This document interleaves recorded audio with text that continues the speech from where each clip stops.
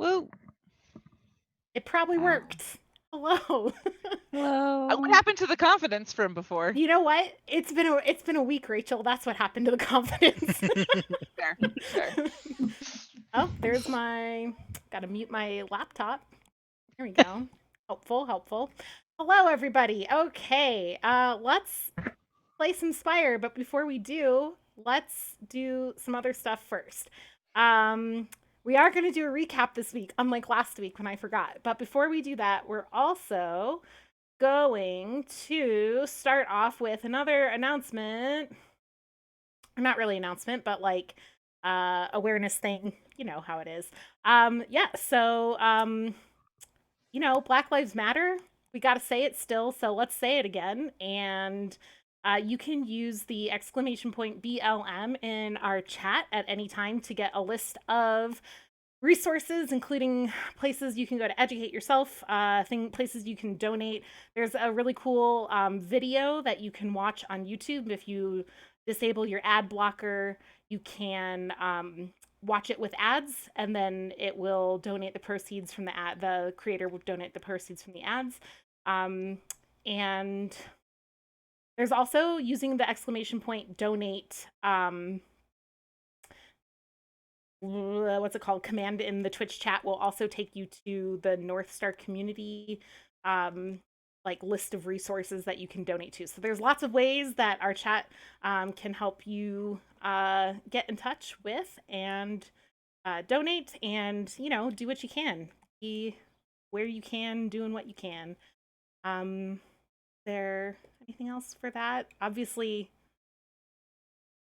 we're all doing what we can, and one of the reasons we're playing this week is because a lot of us are feeling that intense pressure, and this is one of those things that helps us recharge so that we can be fighting the fight tomorrow too. So we hope that it helps you recharge a little as well.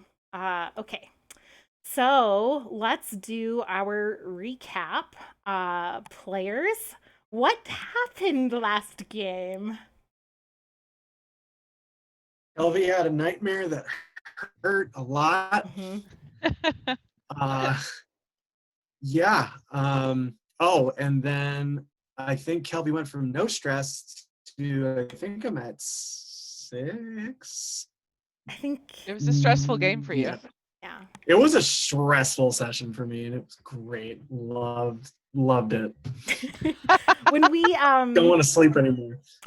Before we start today too, like after the recap though, I want to get your stress levels.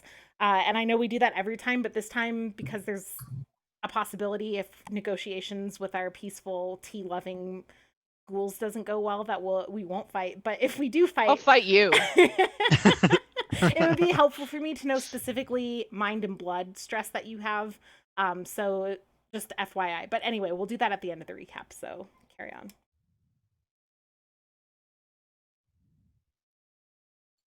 Did you have more to say, Kelby?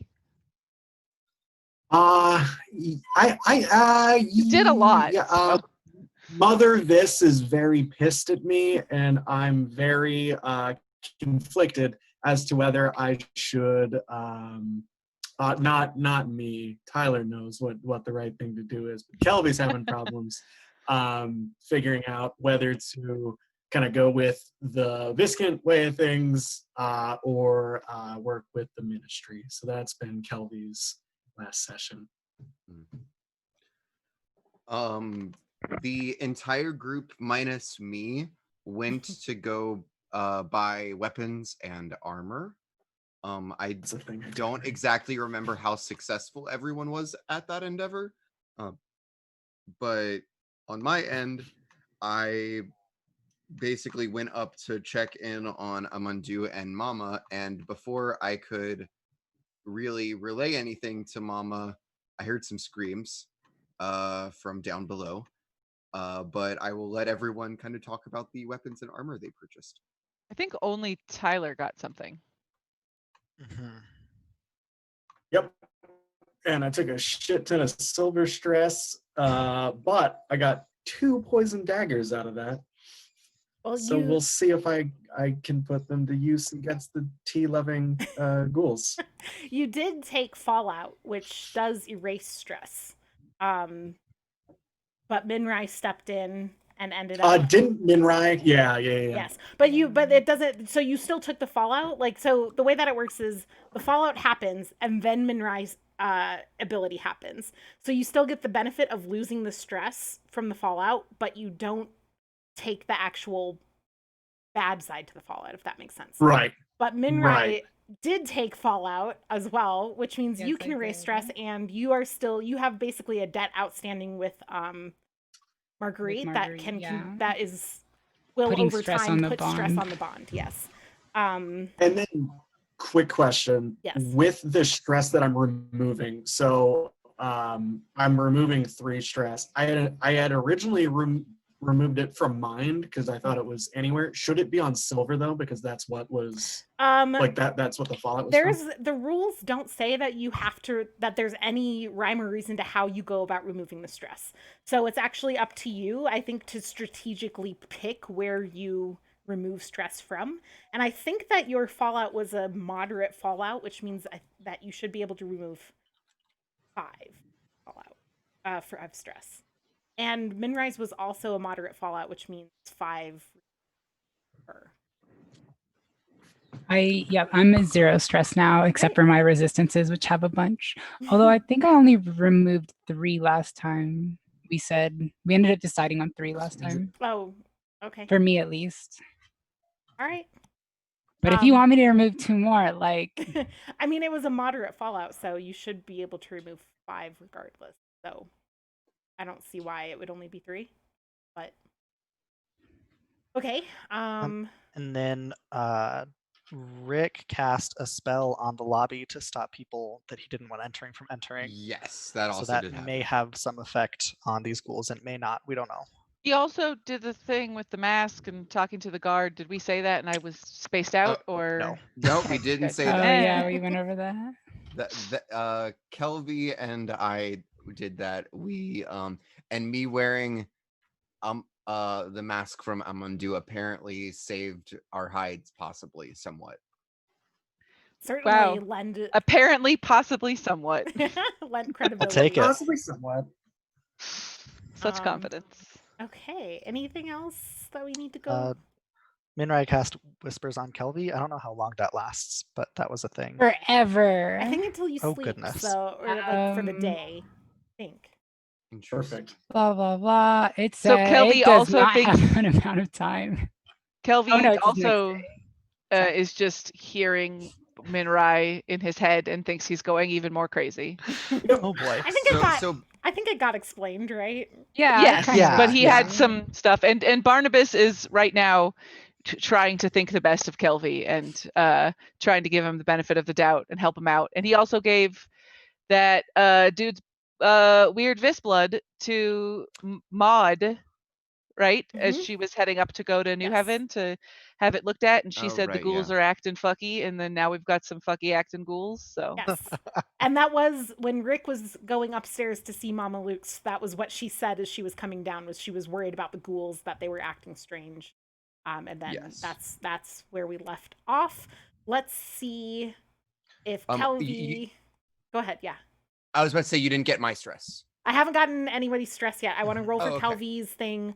Are we at +3? This is Plus our 4. 4. I'll say this. Lucky So you. do you roll it every session? And Only if so, 6? does the fact that I'm whispering in his ear give him a bonus? We do roll it every session, and no, it doesn't. I'm give him a overriding bonus. the crazy voice with my. No. Okay. But only a 6, so next time will be +5. But basically, damn, it's, Kelvy, you're Yep. getting lucky until you're not. Yeah. Don't phrase it that way. Yep. Okay, now let's get stressed. Rick, could you start off? Let me know your mind and blood separately, and then whatever else you have. Right. So I have one like of the temporary stress things to mind, but no actual stress. Okay. But then I do have 3 stress to shadow. Okay. Like 3 actual stress to shadow. Okay. And nothing to blood right now. No, nothing to Okay, blood. perfect. Barnabas. But go ahead. I did want to just throw this out there, by the way, guys. So my rite of respite, the thing that allows me to set up, a beautiful room and calm everyone, I can do that once per session, not once per day. Okay. So if we need it at the end of all of this, I can do it again. Cool. Yeah. Okay. Yeah, me? Barnabas. I've got 3 total stress, 0 blood, 2 mind. 0 blood, 2 mind, and 3 total. Okay. Yeah. Thank you. Kelvy. I have 2 total stress, and they're it's both to silver, so 0 to Mind and blood. blood, 0 to mind. Okay. Ennis. I have 2 total stress and none to blood or mind. Perfect. Minrai. I have 0 stress now. Oh, that's right. Okay. But I Perfect. do have the resistances Yeah, that's okay. maxed out. So Okay. So let's start. We're gonna try to remember. I'm gonna try to put music.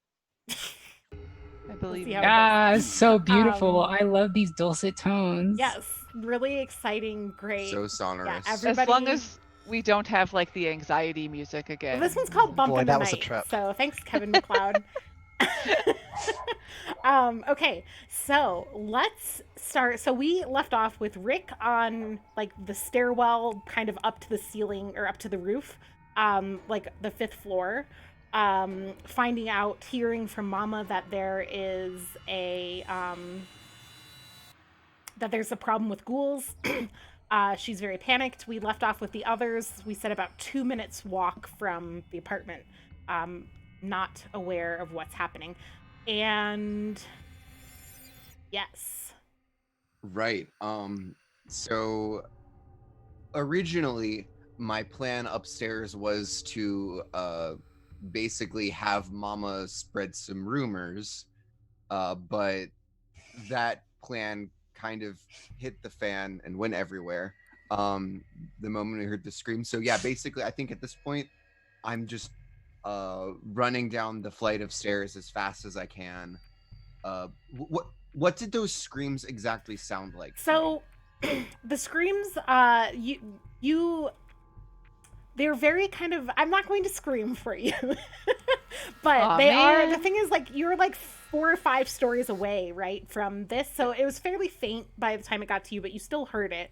Also, like, you have heard ghouls before, like, they're common, they're not super common, but they're common enough in Derelictus that you've, like, encountered what ghouls sound like, and this sounds like ghouls. And it's kind of this weird, piercing, like, almost like what's the word?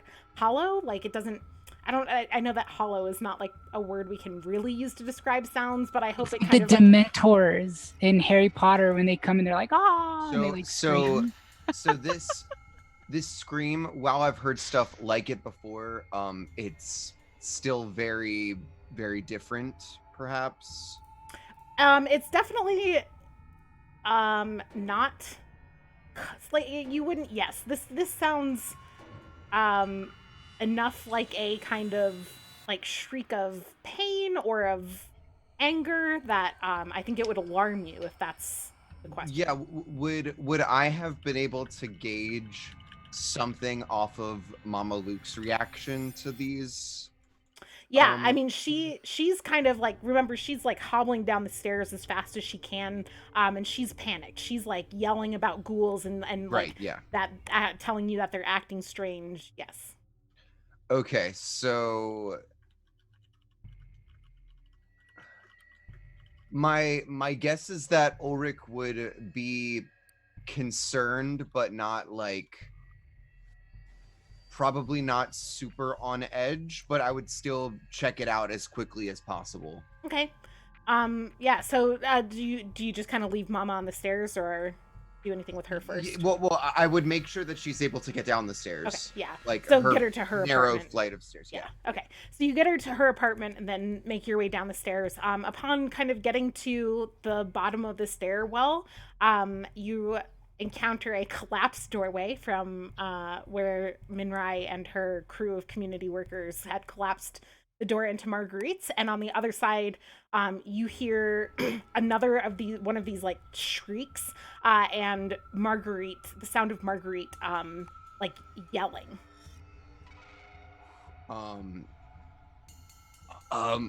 Then I'm gonna go ahead and shout. I'm not actually gonna shout, viewers at home.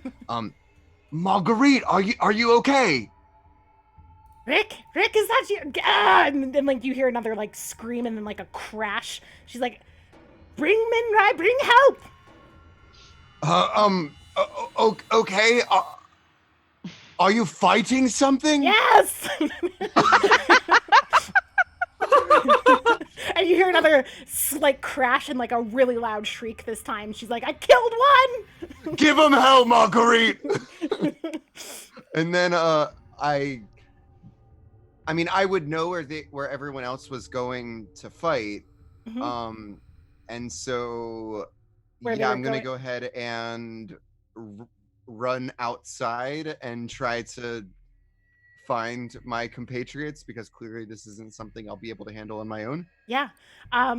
Okay. It doesn't take long. I mean, like you knew where they were going, and they were almost back anyway. So yeah, it takes maybe, you running, them just kind of walking towards you anyway. I'd say no more than like 45 seconds for you to encounter them on the road at this point. Guys, we've got a bit of a situation. Marguerite's in trouble. She specifically requested you, Minrai, but all of us really, and so we need to get down to the basement immediately. Yeah, Barnabas starts running. Yeah, Also, so do you- we must go. I would Well, then love what to are you go to the waiting for? basement. Let Let's us to the go. basement. Follow me. It is in the building next door. And I'll kind of rush over to where I know the entrance is. Okay. So yeah, you rush around to the next door building, down the stairs, and you know the door to pound on. This door, like actually several of the doors in this basement are busted. Like they have like claw marks, and there are people kind of rushing out of that building or up the stairs in that building as you go down. And this door, instead of having to pound, you find that this door has been shredded. And Which way does it look like they've been shredded from? going in? Like, okay. Someone wanted in, something wanted into this apartment. Gotcha. And then so you can easily just go in. I mean, there's nobody in there. You don't see like dead bodies or anything, so but something clearly kind of shredded this door, got through, and you follow through to where you know the tunnel is, and make your way into Marguerite's apartment from other side. And you are. I didn't enable Fog of War because I forgot. Sorry, I did that. I always do, and it's just part of life now. No worries. Okay, so you are entering over here. So you technically can't see anything that's beyond these doors, but you do hear the sounds of a fight coming from the room. Marguerite, we are here. Well, No. hurry up! Rush over, I guess. Okay, yeah, you can. Yeah, Go, I'm yeah. still running. Yeah. Mhm. Okay. I guess Barnabas wants to lead the pack, right? Well, I mean, Get up he's an old there. man, so you probably run faster than him. You know, he's like, That's true, yeah. "Huh." Do you have your Sweet Pea token? Is she gonna be joining the fight? I mean, she's always fucking with me, so she makes it so I take less damage every time I'm hit. So Ooh. yes. All right. So are you going through the door or just? Yeah, I mean, Yeah. we'll bust the door Bust it down. down. Through the door. So Okay. as we go through the door, Ulrich is shouting, "For the clutch!" Keep your voice down around the clutch. This is already hell on the moisture levels. So you see Marguerite over here, But and yes. she's kind of like braced herself against like a stool, and she's kind of panting, and you see speared into the wall by like basically what looks like kind of two of her arms that have detached and like formed into like rock hard spears. You see two ghouls speared into the wall, and she's looking around, kind of panicked, but that's what you can see right now. God She, damn, Marguerite. she sees you. She's and... rock hard. So it's pretty dark, you were saying? It's pretty dark in here, yes. I'm gonna go ahead and cast Moonlight. So Okay. Limier's light shines forth from me. Your forehead, gem or jewelry glows brightly as the full moon, casting a light that cannot be extinguished unless I personally snuff it out or fall unconscious. Okay. So as you do so, you are able to see now. There are still 4 ghouls, and kind of your like casting light into the room illuminates that they've kind of spread out and are kind of centering themselves around these cracks. This one seems to be engaged or coming towards Marguerite to kind of get in a fight, but the others are all kind of focusing their attention mostly on the cracks in the basement floor. And Marguerite sees you come in, and I don't know where they came from, but they're causing chaos. They're causing havoc, and she starts rushing this one to swipe at it. Let us join the fight. And I will. I guess I'll go to join her. I don't know if I can make it there for an attack, but Yeah, so combat in this game doesn't have initiative or like movement, but it's basically like you can kind of narratively take your turn and do like an action if you really want to, if it makes a lot of sense, like 2 actions. And then like it kind of passes and anyone can kind of jump in, or the person who like just finished their turn can kind of name the next person to go. And as GM, like I just step in whenever I have something that I want the NPC to go. So Minrai can take the first turn. Yes, turns. Yes. Question. Sorry, there's a cat. It's so Yes. cute. Oh my god. Sorry, he came over for pets. He's so cute. Look at little baby. Okay, so I would attack. I'd like to attack, but more than anything, ghouls can like talk, right? Like I've heard. So some ghouls, rumors. yes, ghouls can talk. How, like, there's basically like different amounts of kind of decay of the mind that have happened for different ghouls. So some ghouls are more kind of able to hold a conversation, and some are just kind of mindless flesh-eating machines. Can I tell how mindless these are? Glance. I don't think there's a visual cue, so it Okay. would take, actually. So then attempting. I will attack and ask them why they're doing this out loud, just to like all of them, just like, what? Why do you attack us? Why do you attack the clutch? We are here to help if you need it, but this is not the way. And I will take out my 2 things and like slash at them while I say that. All right, roll fight. Right, I have fight. Okay. So you get your base D10, fight, and low society, because that's I where you have low society too. Boom. What did I roll? Yes, that's a 10. Nice. is it? Yeah. Is it a 6? It looks like it's like It's I You don't got a cocked, 10, but a not 9, and a enough. it's 7. cocked. Yeah. Okay. Yeah, 10. Okay, so that means you inflict an additional stress. So you can roll your damage dice. I think it's 2d6, but I don't know because I'm dumb. It's the twin razors. I don't know. 2d6 sounds like a lot. I think it's 1d6. Probably 1d6. I don't. Yeah, I think it's 1d6. If it has the brutal tag, you would roll 2. No, it has It's a concealable and D6, unreliable. Okay. And it is unreliable, which means when If you I fail an action- attack, I okay. can't use it. Mhm. Yeah. Yep. Okay, I rolled 4 plus 1, right? Because I crit. Yeah, 4 plus 1. You in one slash take this guy down. It just makes this horrible like noise. It does not respond to your question Okay. about what you like, why it's there. Okay. Can I run in and fuck some shit up? Yeah, run and fuck some shit up. Yeah. Okay. I guess, is this one all the way over here, the next closest? There's this one that Hennis is next to. Oh, I technically didn't closer. even fucking see that. This is also I only have... The clutch. So much. Don't run Um, over the clutch. Yes. Shh. And these are cracked, so You can't make an omelet without breaking a few eggs? No. If you break a No. single one of these eggs while you are fighting in here, so help me.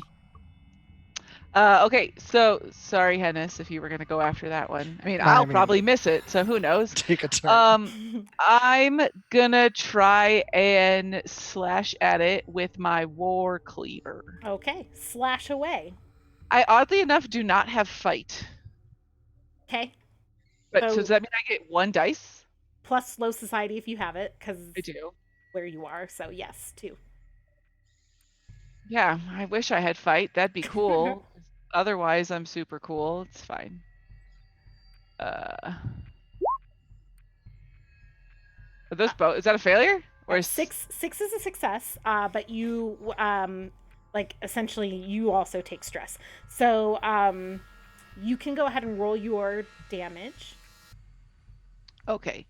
I get to re-roll some shit if I roll certain things. So I roll a d6. Okay, so it's just a 5. Okay, yeah, so that's enough to kill it. But as you swipe at it, it also gets a swipe at you. So it's which is the success at a cost. Sure, sure. So you take 2 blood. I actually take 1 because Sweet Pea gets in the way and she guards me. Okay, very good. So you take 1 stress, 2 blood. 2 blood, right? Yes. Okay. Which brings you to 4 total. So I'm going to roll for fallout. He. 8. You're safe. Okay. And but it goes down swinging, and just kind of makes that shrieking noise again too as it falls. All right. Then this one over here is going to it hears Minrai yelling and kind of comes forward. And Minrai, you see that it was kind of coming towards you, but it gets distracted by the eggs and actually stops and starts reaching Can I down. shout if I see it getting distracted? Like, don't you dare! You crumbly, crusty bastard! It just kind of makes this shrieking noise, and the shriek attracts this ghoul towards it as well. God. Defend the eggs! Hennis is going to turn over to Barnabas real quick and just say, I'm impressed. And then run over towards this one too. Okay. Can he attack now? Yeah. Oh, cool. He's gonna. Oh, cool. I do that. So is that fight and low society?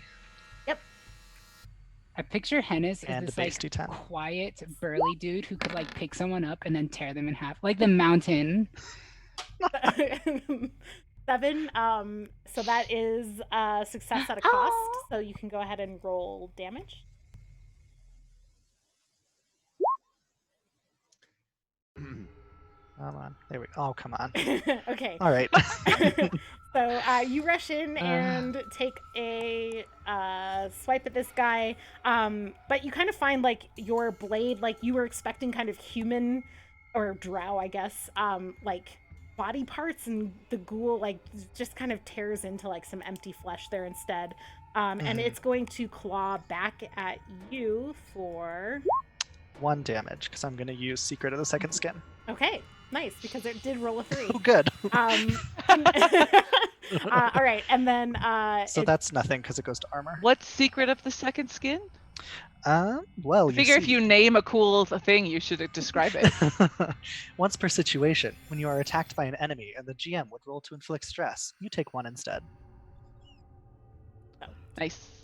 all right. And then Rick, were you gonna? Yeah, I was just gonna go ahead and slash at it with my dagger, the same one. Okay. So I have low society, so do I roll 2d10? 2d10. Okay.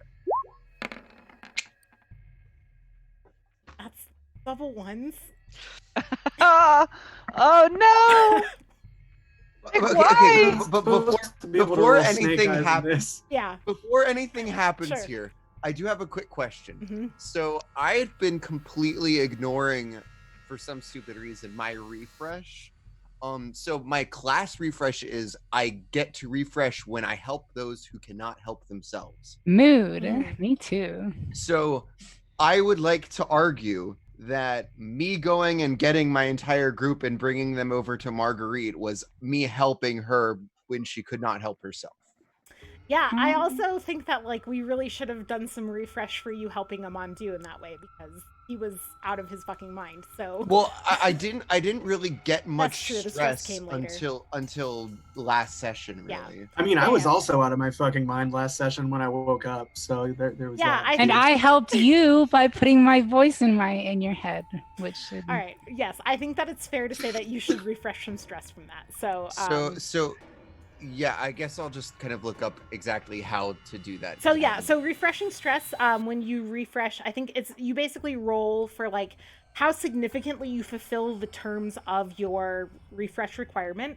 You get more. So like if you do a really selfless thing to like help somebody who is like in desperate need, it would be like a D8 that you would get to refresh. Whereas if you do something that's like, oh, you know, like someone, you know, you threw a coin to a kid who was starving, like that's still really significant. And I realize it sounds really callous of me to be like, oh, just help the starving kid. But like, you know, like it doesn't like cause you any significant stress or anything like that. Yeah. Then it's just a D3 and then it kind of scales. Wow. Okay, so I don't get anything for helping what a guy would who you just had his then arm consider cut off. my actions thus far to roll? Oh, I scared the cat. Sorry. I think rushing to get someone and bringing help back to someone who needs it. She's not exactly helpless, right? That's like the one kind of, because she's like speared two of these things, but did need help. So let's say a D3 you can roll and refresh that. Okay. So that is, it's like slash R space D. Yeah.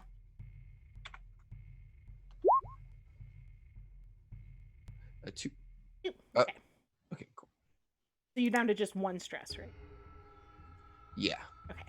And do I do anything about the temporary things? Those get lifted when I sleep or something, right? Those get lifted the same way with refreshing. And it's just you can choose basically where you take. Did you say you rolled a 2? Because it shows a 3. Am I crazy? Oh. In the chat it says yeah. rolling D3 and then it says 3. Yeah, it is 3 actually. Oh yeah, I was looking at the 2 1s that I rolled above earlier, it. so I do get to remove 3 stress. So I'm down to 0 stress now. You're welcome. Thank you. Okay, so you do take double stress on this responding claw because of your crit. So let's stay here. That's 6 blood. Because I rolled a 3. Oh. So I'm gonna roll for Fallout. 1. So you do take immediate fallout from this. This thing just wails into you with this it's like basically like they're very like kind of torn like rotting flesh creatures, and their like muscles can kind of be seen like visibly through like the rotting skin, and these claws are like just filthy and dirty and gross. And as great. You're welcome. Slashes into you. Let's look up. You had 6 total stress, so I think that's a moderate fallout. Guys, I'm not quite feeling so good. Yeah, there. It's a moderate fallout. Wait, he had 6 total stress? Oh, because he just got. Minrai, I don't think I can. Does it say once? I thought you lost stress, but then you got. It says once per session. Okay, so do you want to take the fallout for Ulrich? So they ignore the effects of the fallout, and I take D6 stress. Okay. To an appropriate resistance. You can still erase 5 because you did technically get a moderate fallout, so you are down to 1 blood stress, and Minrai. I'm to 1 blood stress. Yes. Okay. Because you lose 5 whenever you take a moderate fallout, which you did, and then Minrai is going to step in and so that you don't take the. So you take 4. If it's a moderate body, I assume it would be pretty bad, right? Like. Yeah, so you take 4 stress, Minrai, from stepping in. I would say, like, essentially, to make this make sense, you kind of need to body block this shot, right? You see it happening, scuttle over, managing to not disrupt the clutch at all, and take 4. So let's roll your fallout. I shoot my spinneret and like swing over the. like Spider-Man 5. over You there. are safe from fallout for now. So, okay. Nice. This ghoul, now, let's see, that was kind of, this one over here is going to step forward and actually pick up an egg and eat it. And Marguerite hurls herself at it and spears it with her arm for 4 damage. So it's pretty hurt, but does not go down. Can I? I don't know if you said there's no turn order, so I don't know. Yeah, Exactly. Kelvy hasn't had a turn yet. Would you like to take an action? How, just before I do anything, how interested am I in the cracks? Like, I would say at this point, there is no like other force for like pushing you, compelling you into interest, but you Perfect. do know that Vis is interested in, or yeah, I think like you know that it is interesting to Vis because of your conversations with Neza and other things where you kind of piece together that these cracks are important, but you're not feeling compelled to like, you know, like do something right now with them necessarily. So you can kind of role play that how you want. Perfect. Yeah. So I'm gonna get on over here, take out my Grackler pistol, and take a shot. So it's gonna be 3d10 then if I have fight in low society? Yes. Great. Okay. So that is success, but with a cost. So you can go ahead and roll damage. Sure. You get 2d6 of damage? It's brutal, so I roll 2, you take the roll 2, highest, so take the 4. higher. Okay, Yep. so it's 4. That is enough to kill it. So it goes down with this shot, and the cost that you're going to take is the noise of the gunshot disrupts some of the eggs near you, and Marguerite just shrieks, and you're going to take mind damage from her for having disrupted some Okay. eggs. Can I So add my shriek in with it? you Can we both just like shriek in unison? Why are you fucking up the clutch, Kelvy? So that's a full 3 damage to mind for Kelvy. And we just like whip our eyes over, like, what did you just pretty do? much. Okay, so that brings you up to what, 5 total stress? 5 total, yep. Okay, good. So let's roll Fallout. 5. So you do not take stress because it has to be lower than your stress level, or Fallout. Sorry. Okay, and this. Can I? Yeah. Oh, sorry. Yeah. Nope. Go. No, I was just gonna run over around and try and fuck up the ghoul again. Yeah. Take a swipe at it. Let's do it. Oh, fuck me. Whew. Okay, so that is Not great. failure. You do take stress for the failure. The ghoul turns and lays into you as you kind of swipe at it, miss. You take 3 blood. So I only take 2. Okay. Because Sweet Pea is guarding me. I have forgotten this entire time that these things do have brutal attacks, which means I should be rolling twice and taking the higher as well, but... Do you want to do that now? I don't No, mind. because 3 is as high as it goes, so I couldn't okay, roll so higher. You take fair. 2 So blood? I take 2 blood stress. So you're So at now 6. I'm at 3 blood, 6 total. 4. So you do take fallout. It's going to be a moderate fallout. Yay. We'll Yay. say that it's a moderate blood because that makes the most sense.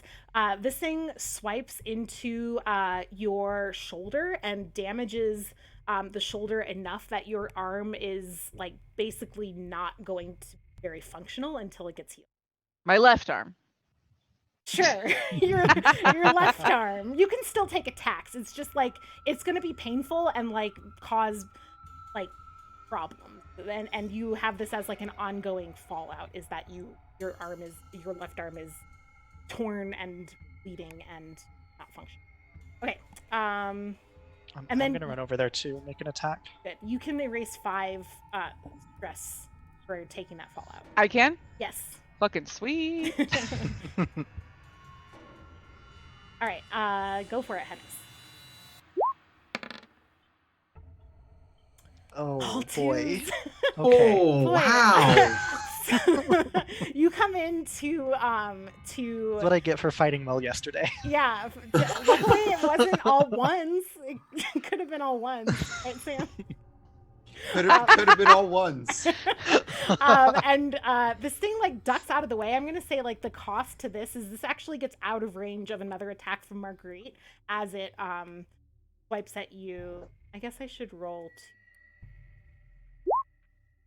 Roll. And you take 3 damage.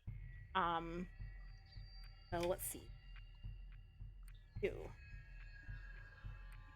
So I have 3 total stress now. 1 went to armor, 1 went to blood resistance, and 1 went to blood. Okay, cool. So you have 3 total stress. So if I roll a 2 or lower, you take fallout. Or yeah. Okay, so you're fine. And Cool. this thing is going to keep kind of scuttling away. It's making a run for over here. I'll say, fools, do you not know? Oh, you go ahead, Ulrich. Well, yeah, what I kind of want to do is I want to like pounce on it and like hold my dagger like up against its throat. Okay.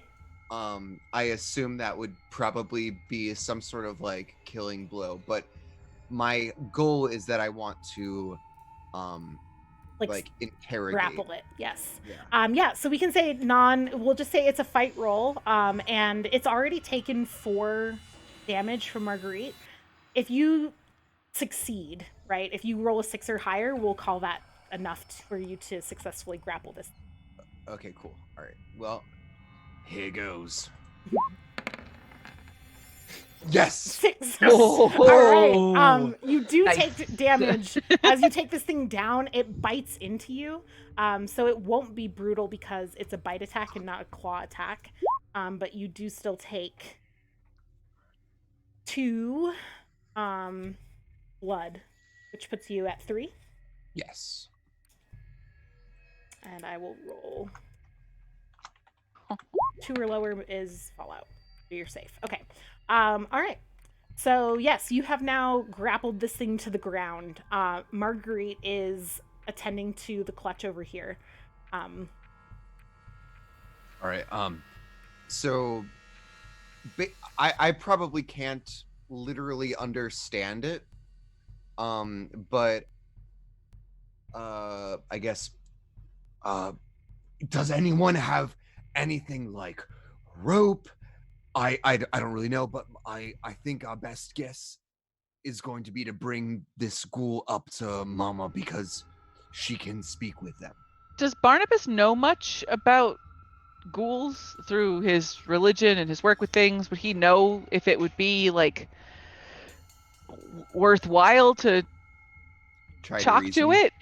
Yeah, I think you know that for the most part, the ghouls in Derelictus, Maud has been keeping an eye on them. They've been kind of gathering. What you would know is that they've been kind of gathering in larger numbers than is kind of typical for ghouls. Usually you don't see them, you see them in groups, but not the way that they've been gathering in this part of Derelict is called Grist.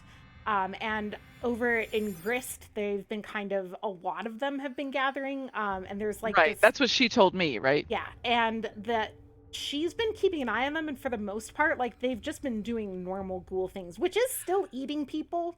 But we're fine with that. But but they typically don't go into really crowded parts of the city. They right, don't... but would I know if it would be worthwhile to try and even find information from this ghoul? Will they talk? Is it I don't Rachel doesn't know that much about fucking fair. So. Yeah, no, yes. It is possible to, like I said, some ghouls are more kind of gone than others, but especially knowing that Mama Luke's has a relationship with ghouls, or claims she does, yes, I think Barnabas would think that is a worthwhile attempt. I'm gonna start tying it up then. Okay. Do you have rope? Yes, I have got rope. Yeah, your god rope. Ooh. Right.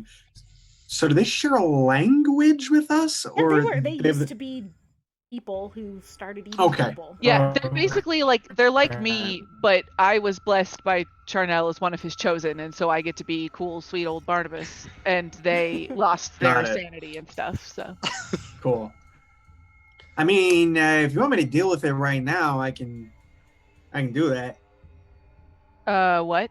I mean, I can try. What? Yeah. Well, we want information. I take it from our toothy friend here. Well, allow me to try my hand real quick. Wait, And wait. Before anybody does anything, do we maybe want to not be around the clutch? Nonsense. I- This will be fine here. And I take my foot and I hold it against its head so that it can't bite me. Mhm. And I bend down real close next to it. And I use my ability called Protector's Eye, Okay. which gives me once per something, I am bound into blah, blah, blah, ancient sorcery, etc., etc. Once per situation, ask the GM what a particular NPC wishes to protect above all else. Just as leverage, Yeah. against a ghoul. You're making at least think about this ghoul in philosophical ways. That I know. What is I this? wasn't prepared to tell you. Tell what us this their ghoul's- backstory. Who Do is they the have a life of family? this ghoul's life? Yeah. I'm sorry to say that this probably isn't going to be terribly useful, but I think it wants to protect itself more than right now. It is almost destroyed. I would say dead, but they're kind of already dead. It is almost destroyed and captured and just is absolutely terrified for its life. Whatever I life think it that's has. useful in a sense. Okay. I would. Oh, go ahead. Oh, I was just gonna say, while all of this is happening, I would like to use my Rite of the Silver again, and I go around to all of the walls in the place that the clutch actually is, which I don't know why I didn't think of this before. And so I have to roll a D3 stress to mine. Okay. But as long as I'm vaguely present in the area, I can. I added in vaguely. It says as long as I'm present in the area, people that I don't want to enter have to take D6 stress. Cool. Okay. Yeah. So go ahead and roll your D3. To mind. Mind. Yep.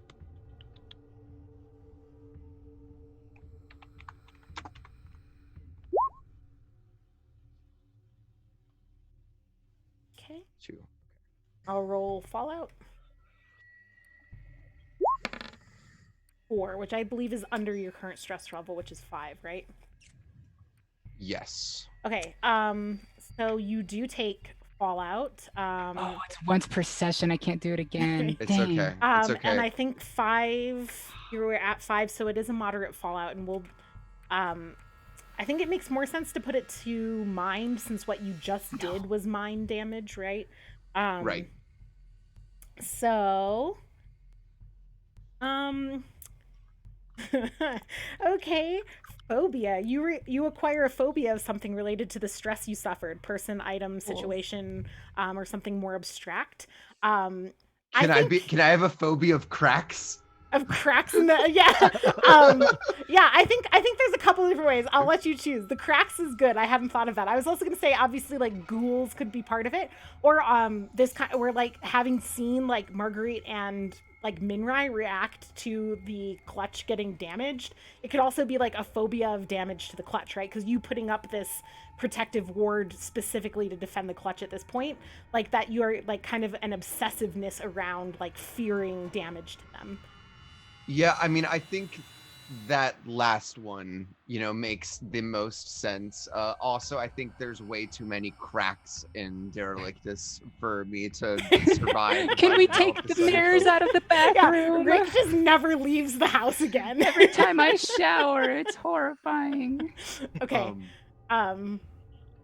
Yeah. So yeah, that's fine. I think an obsessive sort of situation around me caring for the clutch. And you can erase 5 stress. So I'm back to 0. So you're back to 0, but you do have an ongoing fallout of So a my fear fall- of An acceptable Fear fallout for the to clutch. have. Barnabas is gonna look at Kelvy and say, like, what did you want to do? Oh, right. Yeah. So, Let's actually talk about it before we this do is, things. for yeah, a yeah. moment. So I'm not just gonna, yeah, it's a good idea. Talk about it. So does anybody have a burning question that they would like to ask our friend here?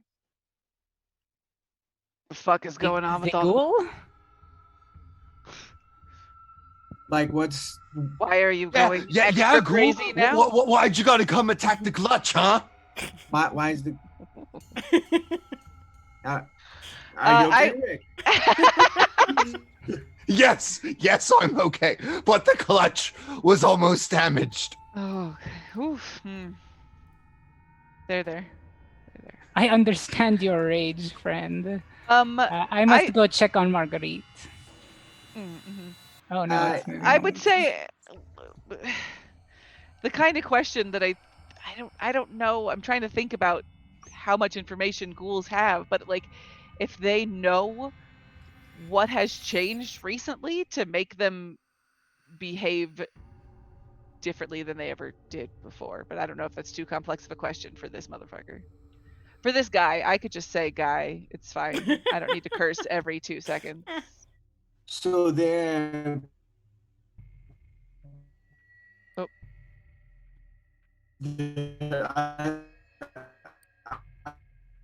Yes. What Exactly. Damn it, different do Ava. you think from how normal? I'm not too. I gotta say. I don't know if you can hear us, Kelby, but you're Kelby, cutting but out. We heard nothing but robotic sounds. I did hear not too different from what I say, but that's mostly it. While we wait for Kelby to come Am I back, back? I just can cut out for a bit. Cool.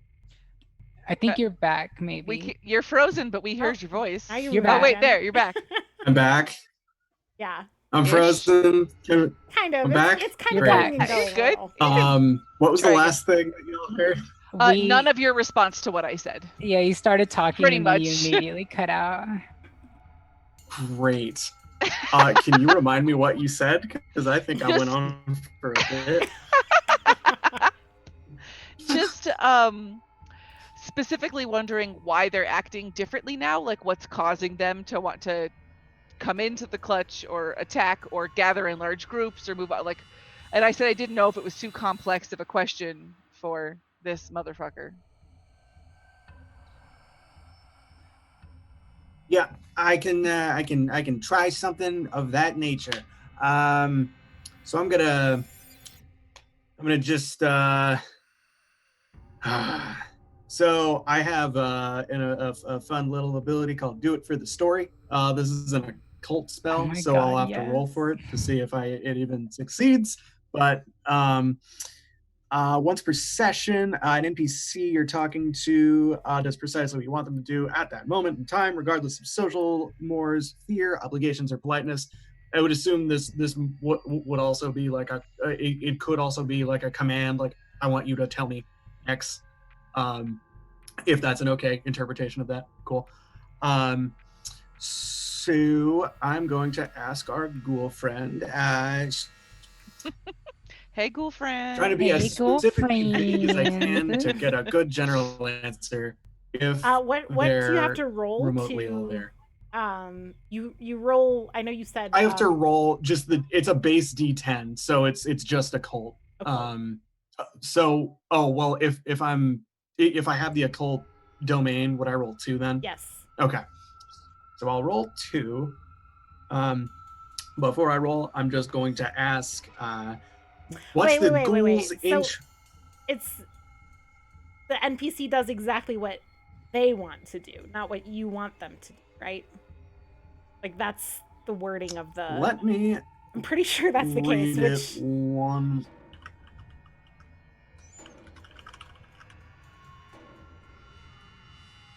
Oh, it does precisely what? Yeah, it's what they want to do. Oh. Oh, I thought it was me. I'm That'd be a super little wrong. yeah, that'd be This- pretty OP, but it's what they want to do. Yeah. Yeah, I was like, oh well, it's an occult spell, so I guess. Wait, so they Actually, do you know what? I got precisely what nothing. I they got want to do? absolutely nothing. Wouldn't they Yes. already So do let's- what they want to do? No. Well- It'd be like someone really wants to throw a punch, but they're not throwing it because they know like they'll get in trouble. Kelvy can be like, oh, they're gonna And throw then I that can just punch. be like, hey, do it. Yeah, exactly. Do it for the story and Do it, do it. block the guy, right? Do it. Yeah. So let's bring this this motherfucker up to Mama Luke's then, right? Since Maud's not here, she went up to New Heaven. Mama Luke is friends with these lovely fellows, right? I what you think it wanted to might do, be Rick? best if you all wait for me in the room that we came from. I've already paid the girl very dearly for her space, and I do not think that she was there. I did not see her body, and if she is dead, well then, we have more important things to discuss right now. I think bringing Mama Luke down might be safer. We don't want to move the goal. But you don't as much. understand that Mama Luke's would take probably 3 whole Wednesdays to get down all those stairs. Well then, carry her. There are 4 of you. I must attend to Marguerite and the eggs. All right, so you guys move the ghoul out of this If room. it just doesn't give a fuck. Sorry. So no, I mean, like, it's up to y'all. Are you taking the ghoul I just- through the tunnel, but then where? Like if we move all the way out, let's just stop more ghouls from coming through the tunnel. Like there's still. Well, I've already warded them off from coming back into the clutch area. But that just means that they have a chance. Well, one, it's only if you're here, right? But I'm in the building. I'll be in the building. I think she wants to yeah. protect the tunnel for when if we leave and stuff. Just like try and utilize this time now to make it so that they can't get back in. But did they come in? Well, through just the to make tunnel? sure that they came in. Well, all evidence points that they came in through the tunnel. So I was if paying we- attention. If we make that room that's outside the tunnel kind of our base of operations, then we can protect the clutch and we can figure out what's going on without random people coming in and seeing us, because that family's obviously probably ran away by now, or is dead. Do we want a guard or something? I would not trust anybody else with the clutch. That's fair. That's fair. Can Then Mama perhaps Luke? you must be just- the ones that stays here. We have a Hennis. We do have a Yes. Hennis. That is a good point. Yes. Hennis gets busy. I tried do to not hire understand Hennis why to be my these bodyguard why Mama so many Luke times. cannot come That- down. I do not understand why Mama Luke cannot come down. All right, I'll well, I mean, I have the best relationship with her, so I would be the most likely person that she would let carry her down. However, Hennis, go help. I could if help. I step out, then I Well, Would my wording still take effect if I went up to grab Mama Luke's? It says the area of a large room, right? Yeah, it says specifically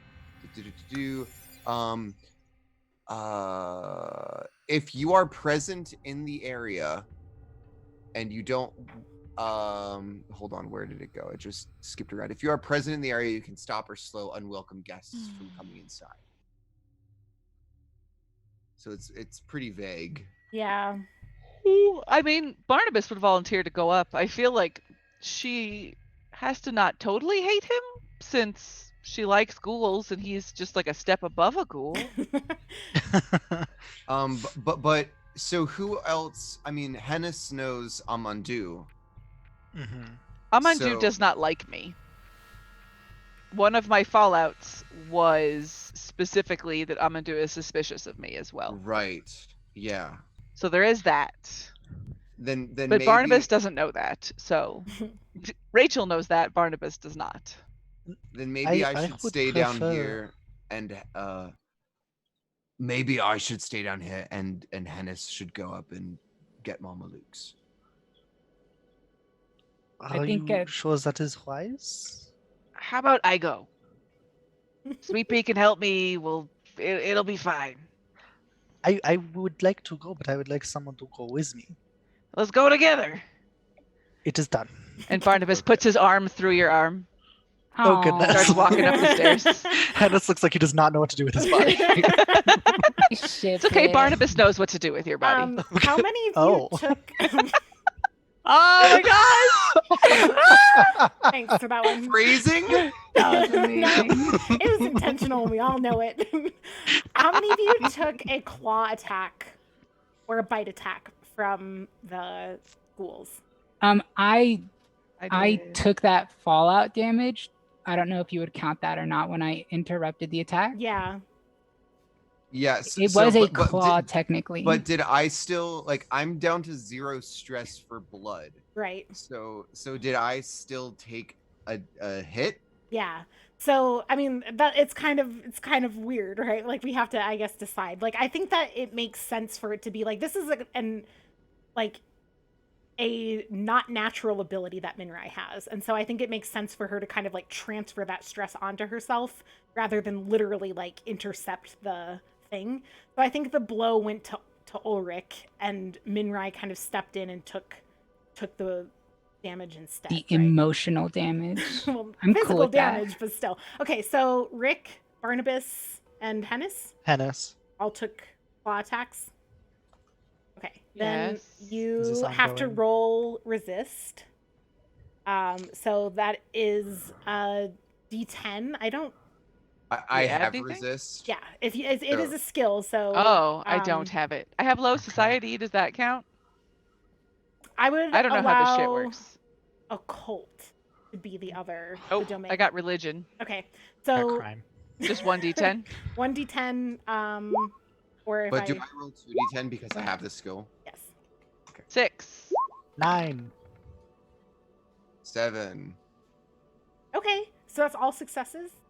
Mhm. Okay, so everybody succeeded, and basically, what we'll do for Barnabas, yeah, that's fine. You all succeeded. So the way that it works with resist is like it technically, if you roll a success, then you fully resist.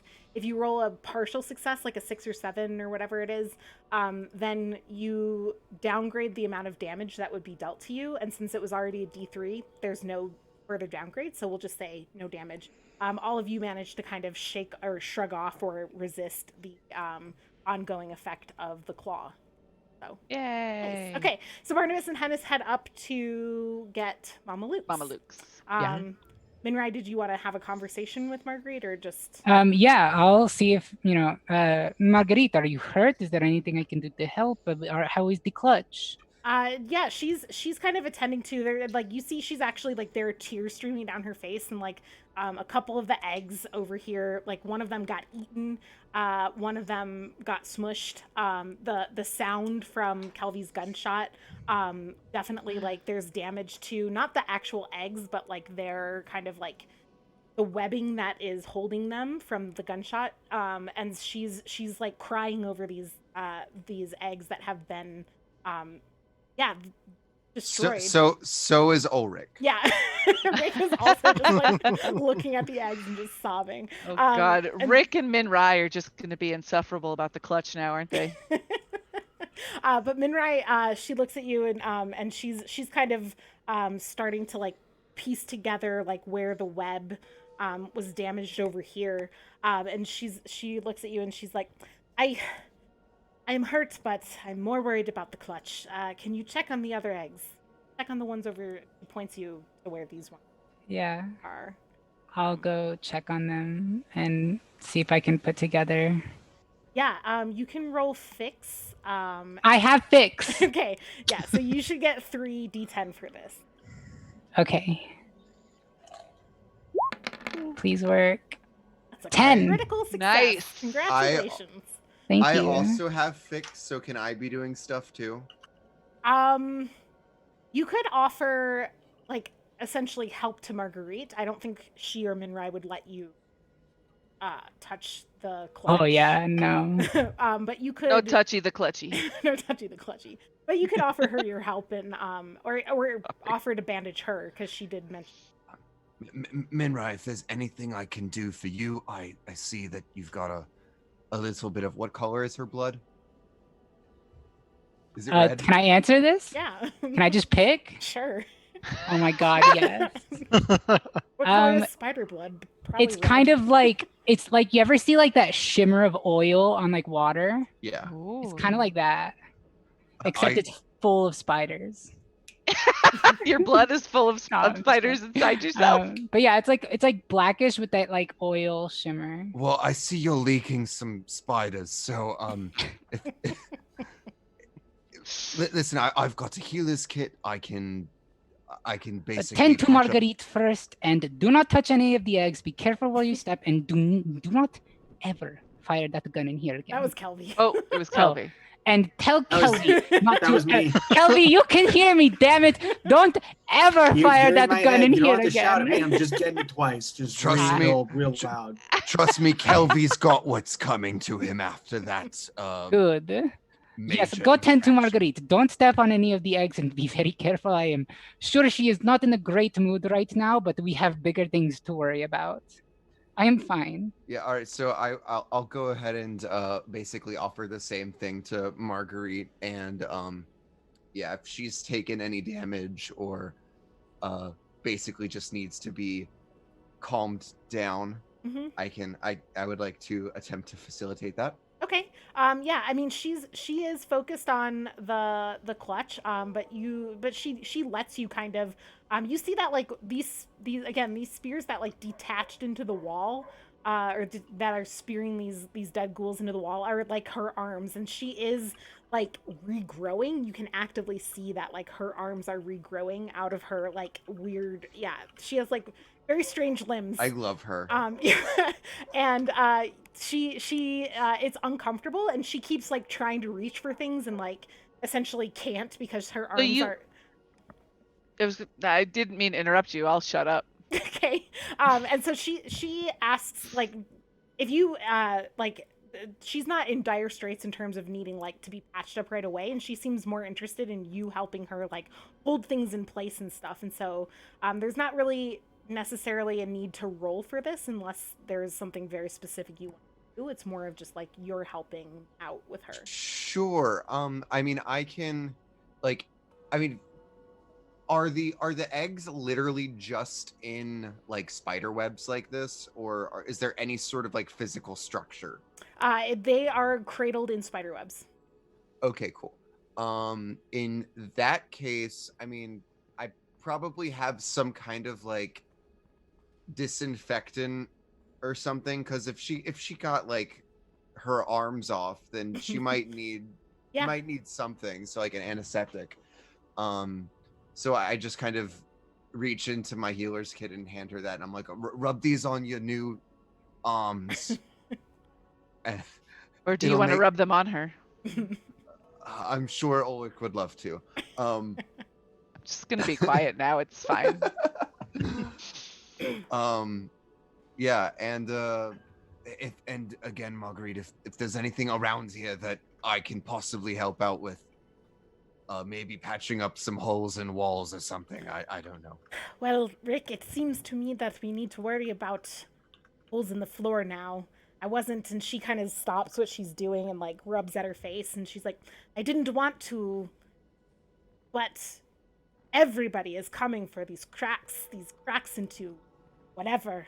I don't know what to do about it anymore, but I thought it was helpful. It's not helpful. I think we've turned a corner on this. All right, well, is there still like a whole bunch of like debris that I might be able to like get some of the rocks and stuff from to start, filling said cracks? Yeah, you could try. So there's the debris over by the door that Minrai piled up over here, and kind of collapsed this doorway. You could move some of that, and see kind of how it works in terms of like just kind of stuffing it into the cracks. Yeah, and I feel like that's probably not gonna be quite effective. But I guess there's probably nothing that I can see that would be like that would better suit that purpose. Probably not. You could, if you want, kind of investigate the cracks. No one's really done that yet, and see if you can kind of discern anything about their structure, what's going on with them. Yeah. If I see you doing this, can I help? I definitely want to do that. I also have the skill investigate. So.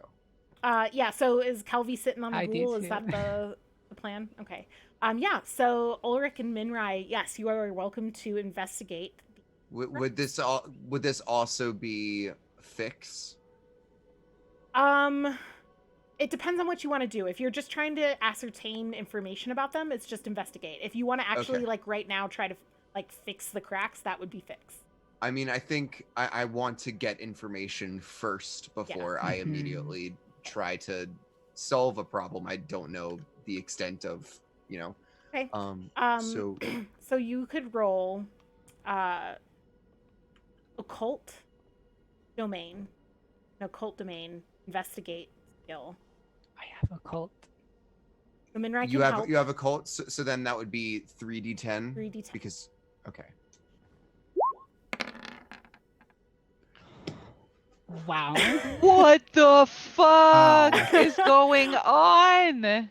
So you kind of start peering into this crack over here, and you are looking into it, and it goes It looks back. Yeah. it looks back at you. Yeah, it is. Biscuits is deep. also Like the crack is wide-ish, right? For a crack in a floor, it's wide because like normally cracks are like just cracks, but this is like Hairline. yeah. The floor has started to separate around these cracks, and you kind of look through into that, and the kind of occult unreality that is in there, it taps into that phobia that you have developed around protecting the clutch, and it deals you 4 mind damage. 4 mind stress. Yes, that's what I meant. Stress. Also damage. Your mind is broken. Your mind damage. Which is 4 total for you right now, right? Yes. Okay. welcome to my world, Rick. Yeah, the fallout is it only goes away if you visit a So therapist. okay, yeah, 5 is you're okay, but you the fear of things happening to the clutch becomes so strong it overwhelms kind of your ability to like make out any information about the cracks or what's going on with them, and you have to kind of like back away and catch your breath. How is my own like psychological awareness of like the situation that I am personally experiencing? Like how aware of myself am I that this is happening?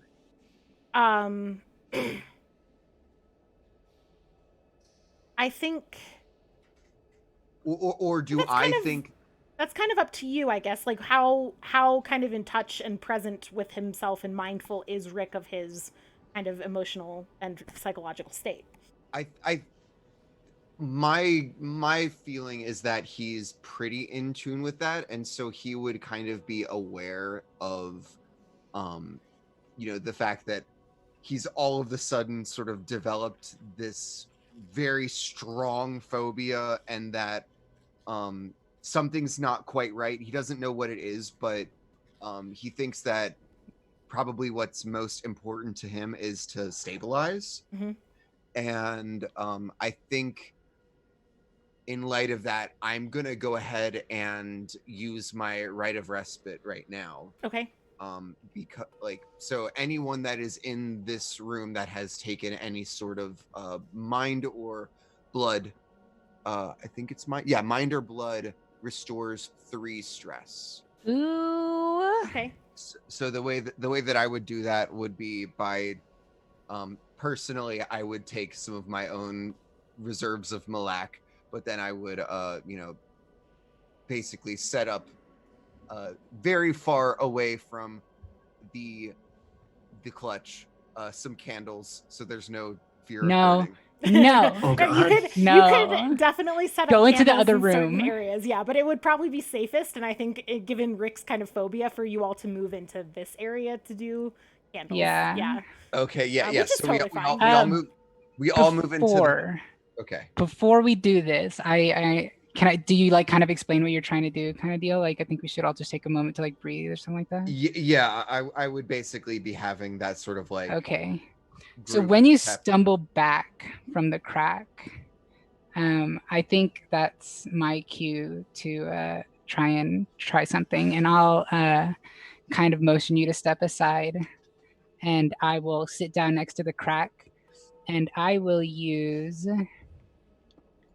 the Web of the Mistress, which on a successful roll gives me immediate awareness of everything in the vicinity for an area about the size of a large building, even if I can't see or hear it directly. And I'd like to, I don't know if I can do this stuff to you, but if I can aim it just straight down into the cracks. Basically, the whole idea is that strands of silver magic extend from my fingertips and I can sense everything, right? So if I can just like straight up just point them into the cracks and like send it all down. Okay, yeah, roll fix plus occult. Do I get low society as well? No, this is occult domain. Okay. Anyone else slightly afraid of the idea that we're shooting magic at unreality? Yeah, let's see how this goes. 9! Hey, a 9 is a success. Nice, and you don't take stress. Okay. Immediate awareness of everything in the vicinity about the size of a large building, even if you hear it. Okay, so you do have to stay exactly where you are. Yes, I can't move. Can't move. Okay. Interesting. So as you do this, I think the information that you gain is that these cracks, well, physically are cracks in a basement floor, are magically much deeper. Like they're like the TARDIS. Yeah, the depth of the physical crack is kind of into the foundation of the building and deeper, but not more than maybe like, not much more than that. But the occult energy like continues down, and your kind of Web of the Mistress like follows the occult crack deeper, kind of toward what you sense in a very like non-linear, non-Euclidean space kind of way into the heart of Spire. And the occult energy that is kind of leaking out of it is contributing to the actual physical crack, right? That the occult energy is separate from but related to the physical cracks. And from this you think you could probably do something to repair the cracks, and it would be like a Band-Aid fix. It would stop. So it would come back eventually. It would stop the worst of like the bleeding energy right now, but it's not necessarily going to fix the problem of these cracks or this occult energy having a direct line from wherever in the heart of the Spire it's coming from to this location. Can I roll academia to see if I have heard of anything like this? I did spend my entire durance researching. Do you want to go and do the rite of respite as you kind of let's the depths of your mind? Okay, let's come back to that because we need to check in with Barnabas and Hennis. Good point. And see, so you guys have gone upstairs. Anything to talk about on the way up or anything you want to do? Pretty great. Killing those guys, huh? Feels good. Oh, Andrew, I think you're muted, or I can't hear you. Is that better? Yep. Yes. Okay. I think we have some differing opinions on violence. Perhaps. Fair. I was certainly impressed. You were a force to be reckoned with. I mean, look at these guns. Damn. You hear Minrai's voice float up from the basement. Damn. They're just like old man stringy arms, No, you're like old man ripped. Like those really old guys who have like super thin looking skin. But they're like ripped. You could see all the veins. Yeah. Like, that's me. what is your relationship with Mama Luke? I don't think I have one. Do I? You would know her somewhat. I don't think that I mean, barring having like something in your past with her, we'll say like it's just a kind of normal Well, like she you know likes her. the ghouls, right? Do I? But I don't know if that is enough to. Yeah, and I'm not sure. I mean, like Barnabas's station here, unlike Maud's, is not necessarily specifically about Ghoul-based? ghouls.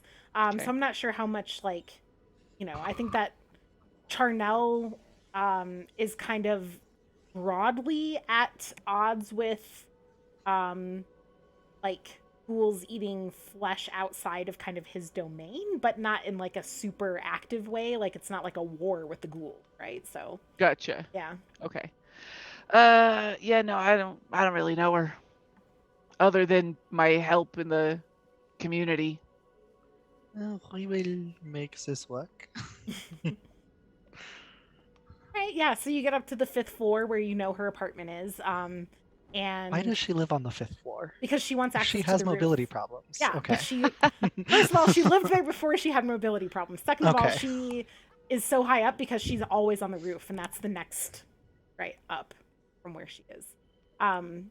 Yeah, so she is actually kind of standing in her doorway, and her son Amandu is kind of hovering nearby, like kind of keeping an eye on her, and she's looking out and she sees she's before you even fully emerge from the stairwell, she kind of sees you kind of emerging, and she's like, Rick, is that you? And then We come on behalf of Rick. is Rick okay? I sent him off to fight ghouls, and I didn't even think about it before I told him, and he's gone, and now I'm worried about him. Yeah, he's fine. Okay. He wants us to bring you downstairs because we caught one, and he thought you could help. You caught a ghoul? Yeah. Well, I can try. I don't know. I talk to the ghouls a lot, but they sometimes, I mean, lately they've just been doing all sorts of weird things, and I don't understand it. And today they're telling me some of my ghouls aren't the ones that you've been fighting them. Some of my ghouls told me that there were these other ghouls that were attacking, and I just, yeah, I can, she gestures to Amandu to help her, and he kind of comes over and puts his shoulder under her and supports her weight, and helps her kind of down out into the hallway. I'm gonna go to the other side if she needs any more help. Mm-hmm. He kind of looks over at you, Barnabas, and is like, Rick sent you, huh? Yep. Mm-hmm. That's all Barnabas says. Yeah. How is Amandu looking? He's still pretty hungover. He does not look great. He looks, but he doesn't. I mean, like he looks like his head is splitting. Well, I'm gonna hold out towards him behind his mother's back, my liquor bottle, and say, "How's the dog?" Wait, don't you have that thing with your bottle? Yeah. I mean, also, I just always have. He's some. gonna tell you about crimes and shit. Yeah. Sorry. So he, yeah. Oh my god! He takes a swig, and hands it back and says, thanks. And what exactly? One time I stole from this. So I want to say that also Hennis himself has completely forgotten this is a thing. What does the text of it say? When someone takes a drink from your bottle, they will feel compelled to tell you about a crime they were involved in or adjacent to. My God, I totally forgot. Okay. Glad I remembered. Let's think about this for a minute. What would he tell you about a crime he was involved in or adjacent to? As he hands it back to you, he kind of like does one of those like like where he's like remembered something. He's like, ever tell you about the time during my durance when Lord Faisal was what do I want to say? Lord Faisal was like gone for business for a few days, and me and several of the other Drow who were serving durance for him were supposed to be taking care of like the estate and stuff, and we I think this is going to be a fairly harmless crime, but that's okay. We like It's hard to come up with this on the spot too. I'm sorry. Fair. I'm like flustered. You need to have crimes I for know. I every need to have like NPC. crimes just always ready. on Crimes hand for to, like, every pull out NPC and so be that whenever like, Hennis well, drinks with them, yeah. I mean, he definitely had some Malak. I mean, that is a crime, technically, right? Yeah. Mm. Well, yeah. Okay. Essentially, yeah. We we had a bunch of the other drows having their durance up Spire over, and we had like a big party where we had a bunch of illegal drugs and shit. And his mother looks at him and is just like, "What are you? You could have been killed!" And Those assholes always have the good stuff. yeah, I mean, mostly it was Malak because that's what's illegal and that's what everyone wants up Spire anyway. But yeah, he also had some of the, some other shit that, like psychedelics and things. But nothing 2.0, right? Nothing 2.0, no. That stuff messes with your blood, man. Yeah, so he's just telling you about this illegal rager that he threw once upon a time. And yeah, so you guys make your way downstairs as Mama Luke's berates. Did I notice that Amandu is looking at me funny? I mean, he definitely was colder to you than he's being towards Hennis. I mean, he just told Hennis about, yeah, Fair. about this crazy rager he once threw. So, I don't know. I guess like, what would Barnabas make of that, right? Because like when he like questioned you about like your relationship with Rick, gave you a look, and then took this drink from Hennis and said what he said. So I think that's what Barnabas notices. I think Barnabas probably just thinks he makes people uncomfortable. That's fair. Yeah, and you make it to, you have to go outside, so you take Mama Luke's out, around, down the basement.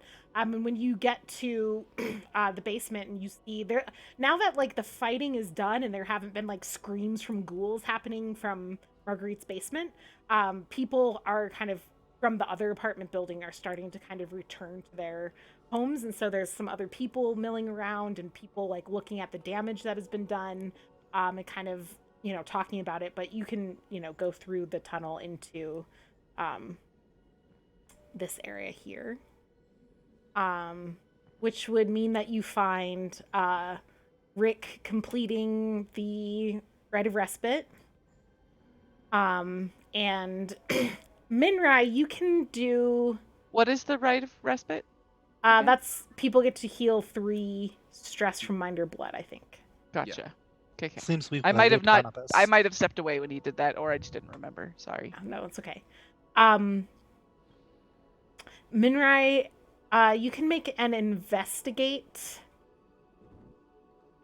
check with the academia domain. I'm trained in all of those. Let's go. Boom. 6. Okay. I don't know how to make it make sense that you take stress from this.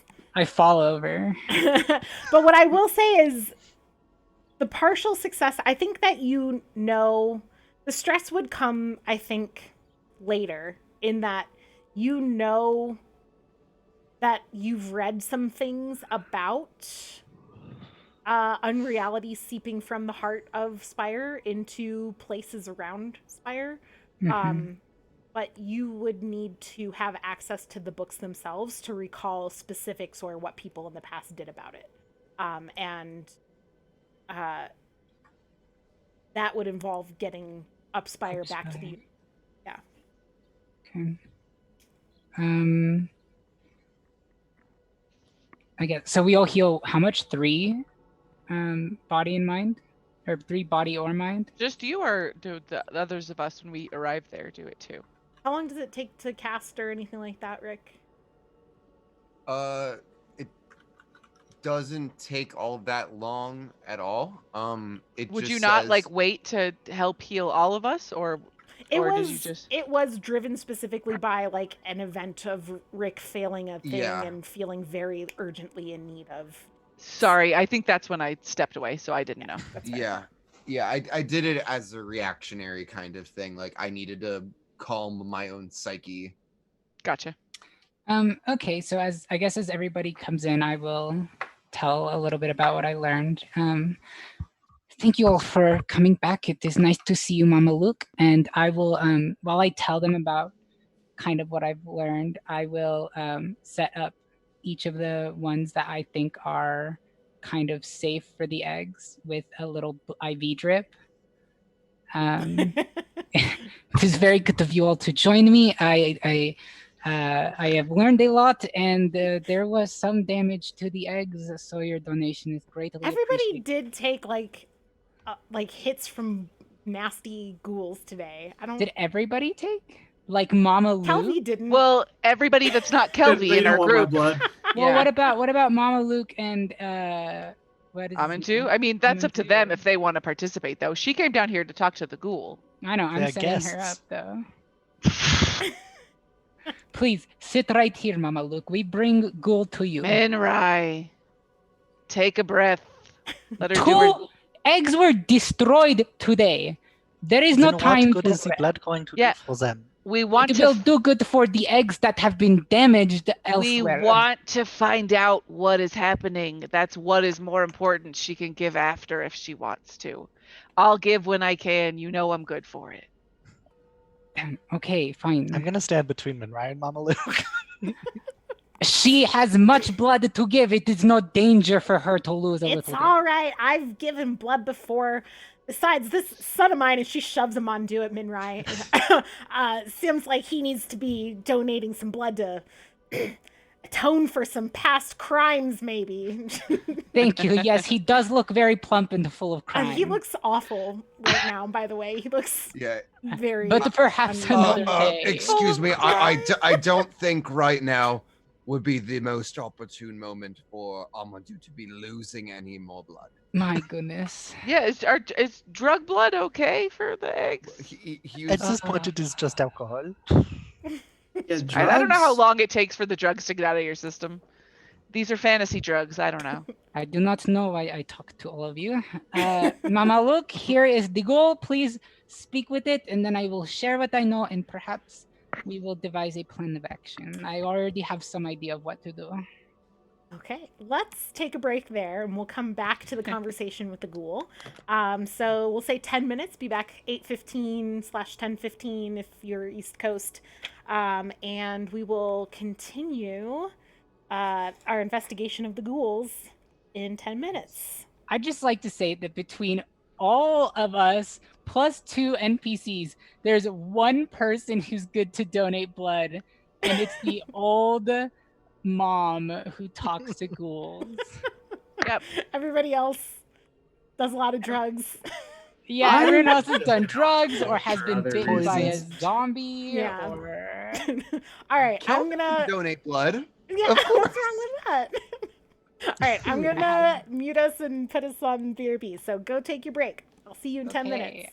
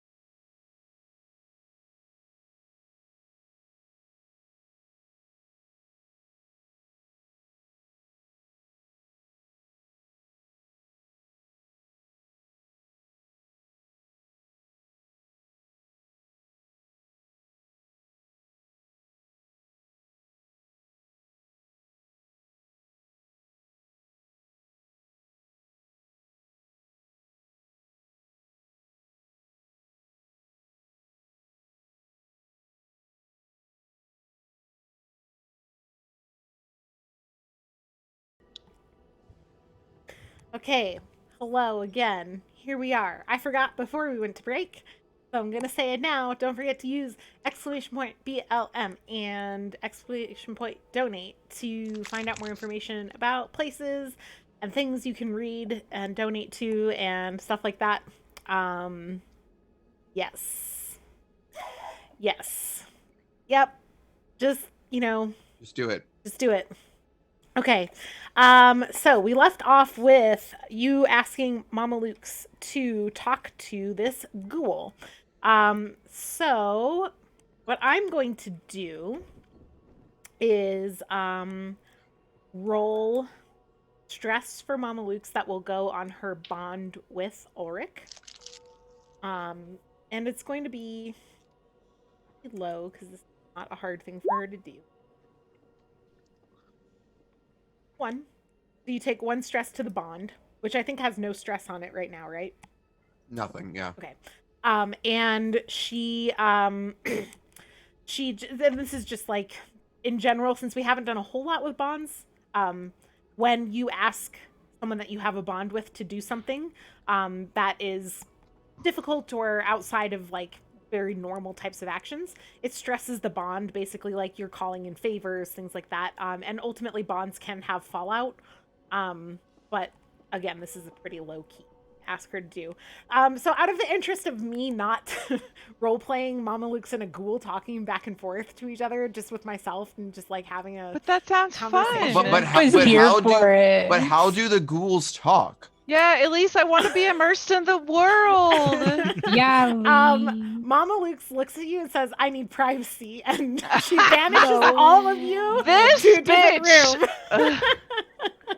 And you Barnabas can pulls all- out his war cleaver. No, it's fine. Okay. But I use the whispers on her. Kinda cool. No, I'm just kidding. you have to do that. You have to like sit there and Yeah, cast I that know, I'm spell just and like kidding. touch her neck. It's my dog. He has things to say. Oh, little Rika. I was blessed with a Rika howl the other day. She doesn't do it very often, and Aw. it's so cute. Okay. Anyway, I love my dog. And this ghoul, yeah, so You love this ghoul? yeah, I love the school.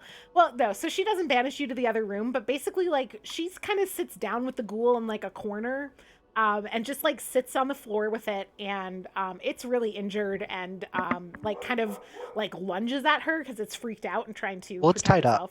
Yeah, but yeah, Okay. it's not, it doesn't make any headway doing this. Okay. And she you hear her talking back and forth. You hear a lot of her side of the conversation, not much of the ghouls.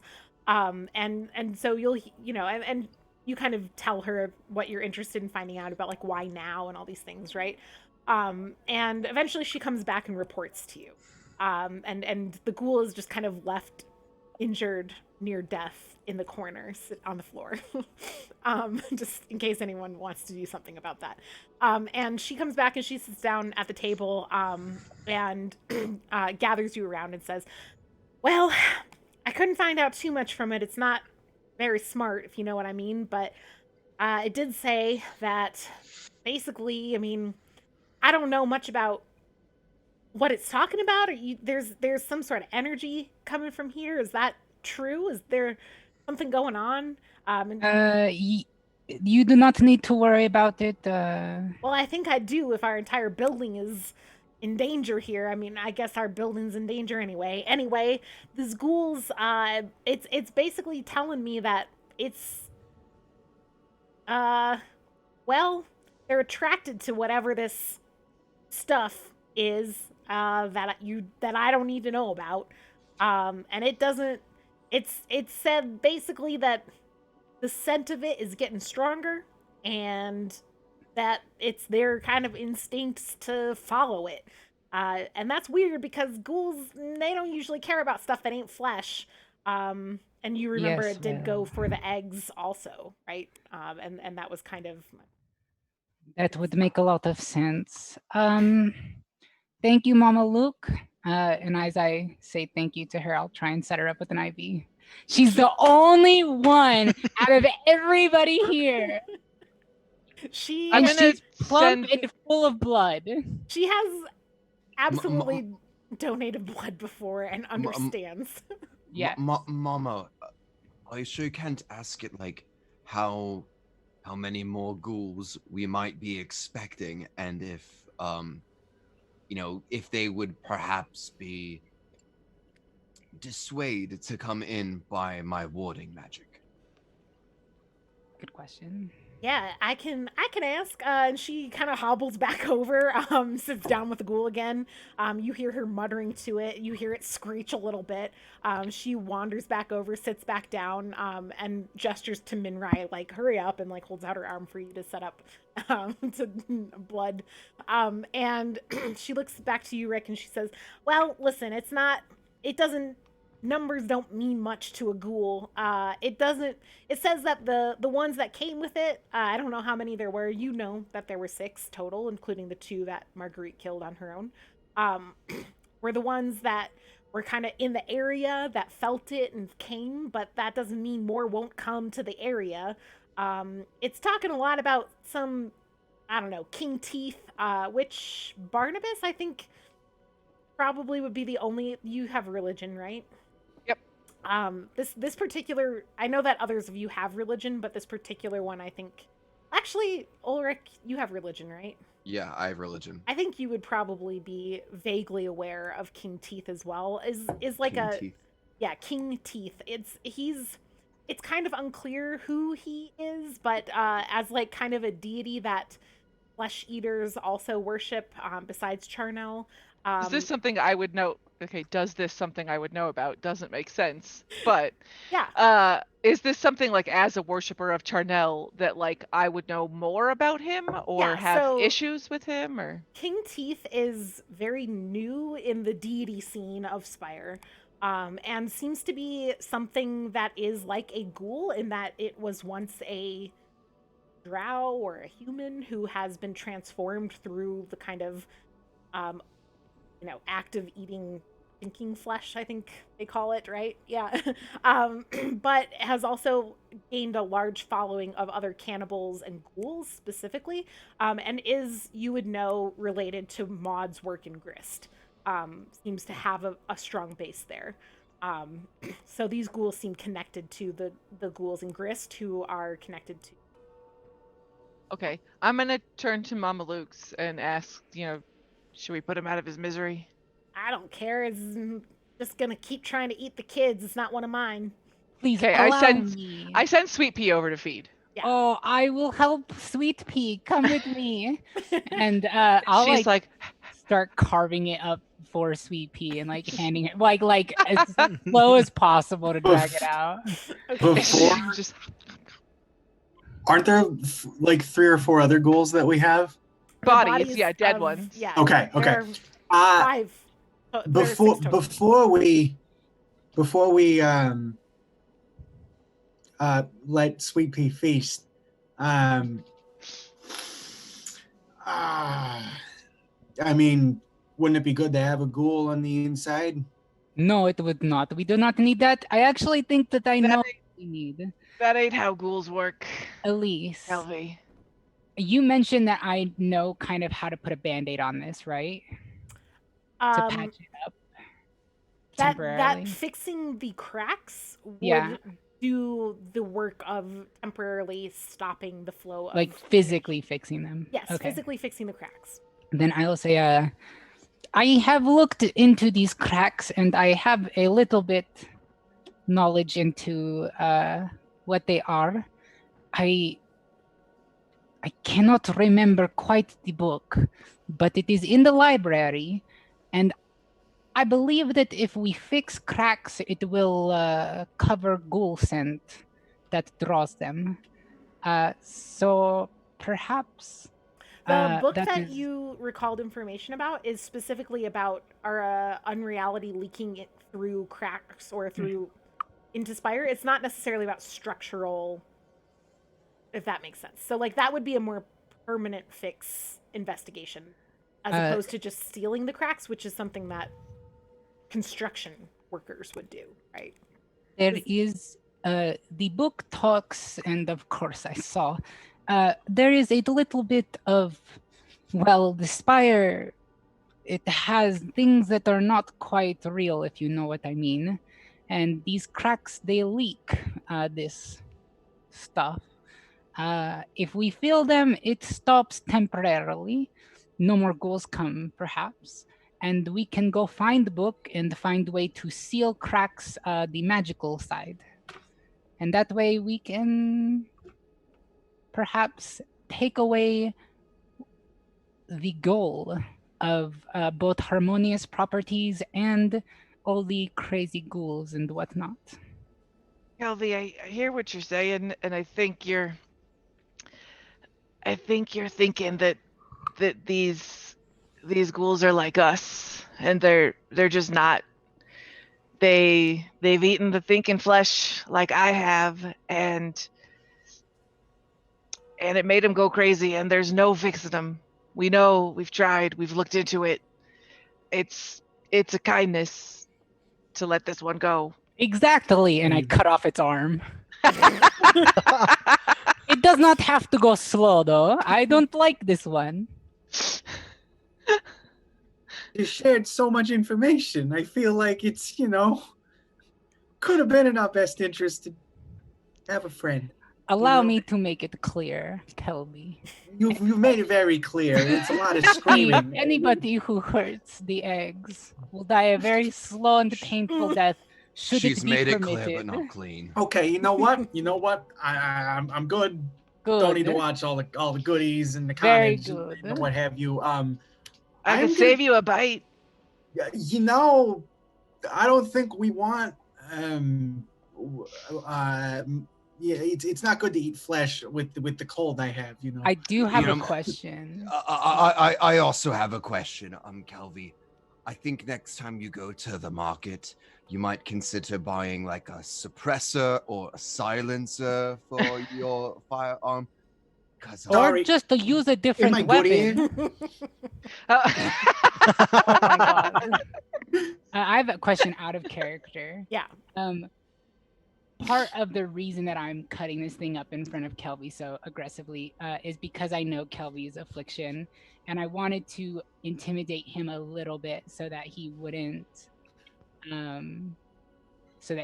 like, he would think more than twice about messing with the eggs should the voices and all that stuff tell him to. Mm-hmm. Is there anything I need to roll for that, or should I just like say it over the table and be like, I'm trying to, or just let it go, I guess, and just leave it be in? I think that if you wanted to like intimidate Kelvy in some way, like that would involve a roll.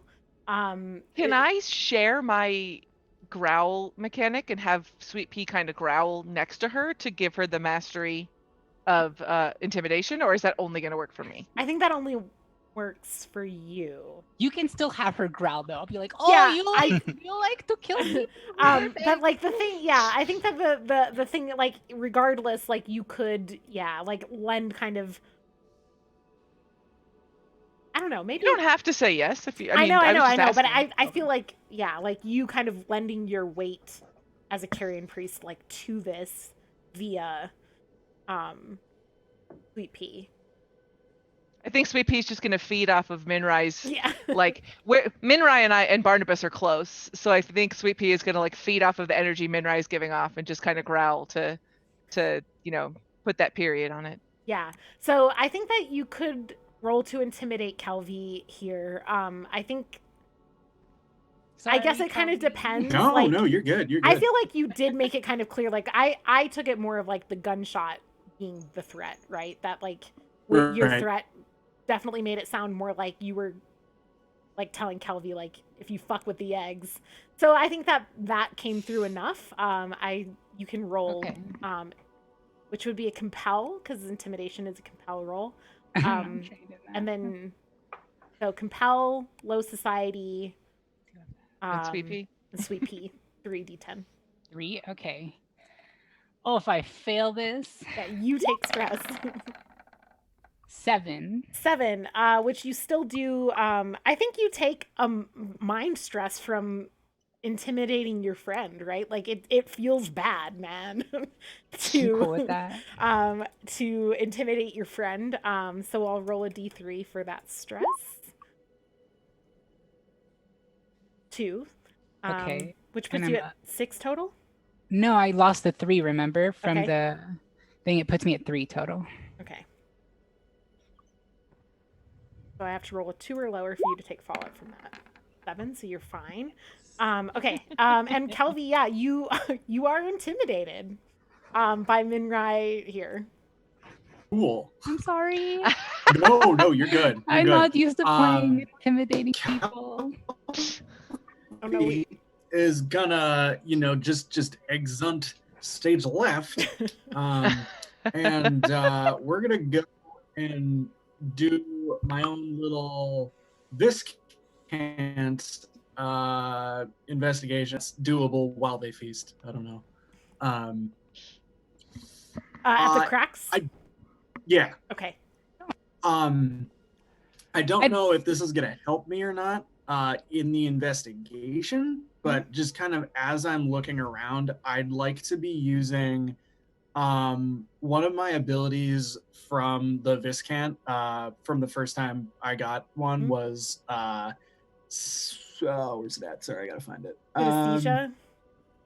Yes, yeah, that one. So Synesthesia is an ability. I don't know if I would let you into the egg room knowing your thing now. Like, the combat was one thing, but would Marguerite let you in too? I mean, she knows as well. I mean, like, you've never seen Kelvy, like, try to do anything to hurt the eggs. She is very suspicious because, like, she put the whisper on the neck and is like suspicious from the dream. Like, she has been very suspicious of him since this morning. And last session, you did talk about how we should just give up the, you should just go back to harmonious properties and like just do it, like run the thing and like do the thing to take over the. So here, okay, Kelvy, if you want to try to sneak out while Minrai is dismantling the thing, you can roll sneak. I am dismantling stuff. That's true. I certainly will. Okay. I will be sneaking. You can roll sneak. And you get low society. Cool. So I will roll 3.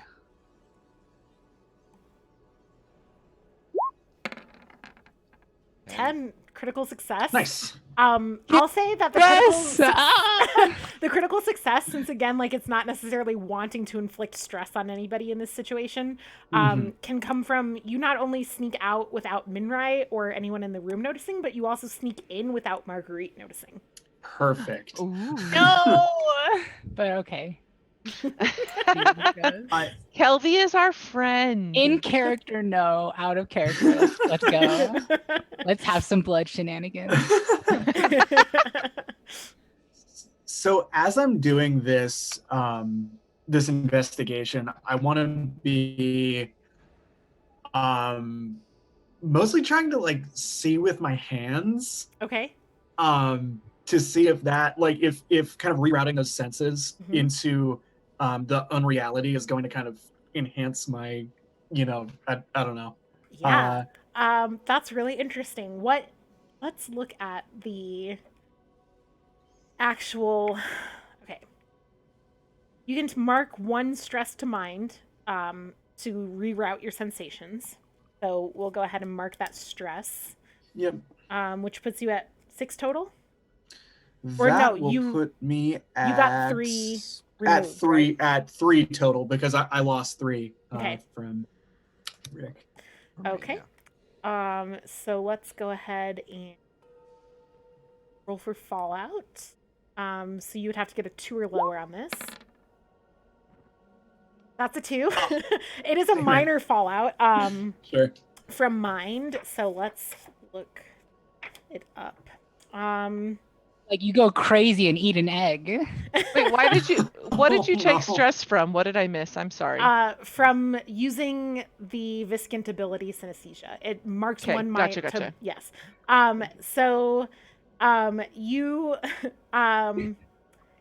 you're going to take the weird fallout. It says you do something unsettling that bothers normal people, which I feel we're already there, but we were already there, yeah. Yeah. But at the earliest opportunity, I get to say how your weirdness puts a useful NPC off from you and your allies. Sure. Okay. So yeah, but you do successfully, you kind of reach into the cracks to kind of feel the cracks and perceive through touch the kind of extent and all these other things. And you reroute, and what are you kind of trying to find out? I guess I'm trying to figure out if there's any other like if it's just this building, if there's kind of permanence. I don't know if I could kind of couple this with my nose for trouble ability, which I can once per scene ask what's weird or out of place. So kind of fun. I know it's the cracks, but if there's like kind of an epicenter of that in the room, I'd like to kind of focus my efforts there. Yeah, okay. Sure. Let's do. So the nose for trouble, I think the idea of there being like an epicenter, I think that this like cluster of where all the cracks are meeting, definitely the nose for trouble like draws you there as like something like that. There seems to be a particularly strong flow of this unreality seepage here, and that's what the nose for trouble kind of gets you. And then for the rest, you will roll investigation, and you can also roll in the occult domain. Sure. All right, so I will get 3 there then. And that's critical success. Nice. Yeah, so specifically because you are using your Viscant ability to investigate, I think that as you're kind of doing this and you're kind of using your fingers to try to sense through all of your other like sight and senses and things, like you feel a bit more calm than you have all day after your very troubling dream, as you kind of tap into your Viscant abilities to find out information about something that Mother Vis wants. And what you kind of feel from this unreality is this the cave where you were first exposed to the Viscant infection is also very, very steeped in unreality, right? It's in the heart of the Spire. It's beyond kind of where most people would dare go. And you feel it's not exactly the same. Like, this is not directly connected to the cave, right? That was, but the power of this energy reminds you of the power of the energy in the cave, in that more than getting the infection into bread, this is the type of power that makes you feel like it's possible to bring Mother Vis into this world. Oh, wow. Okay. For a bad ending. I feel great about this. All right.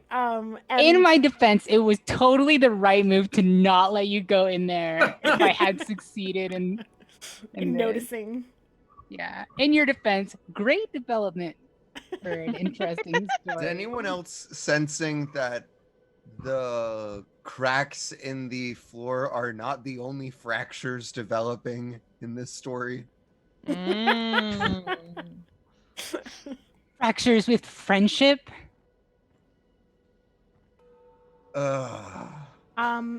You can, on that critical success of your stealth, get back into the other room, I think, unnoticed.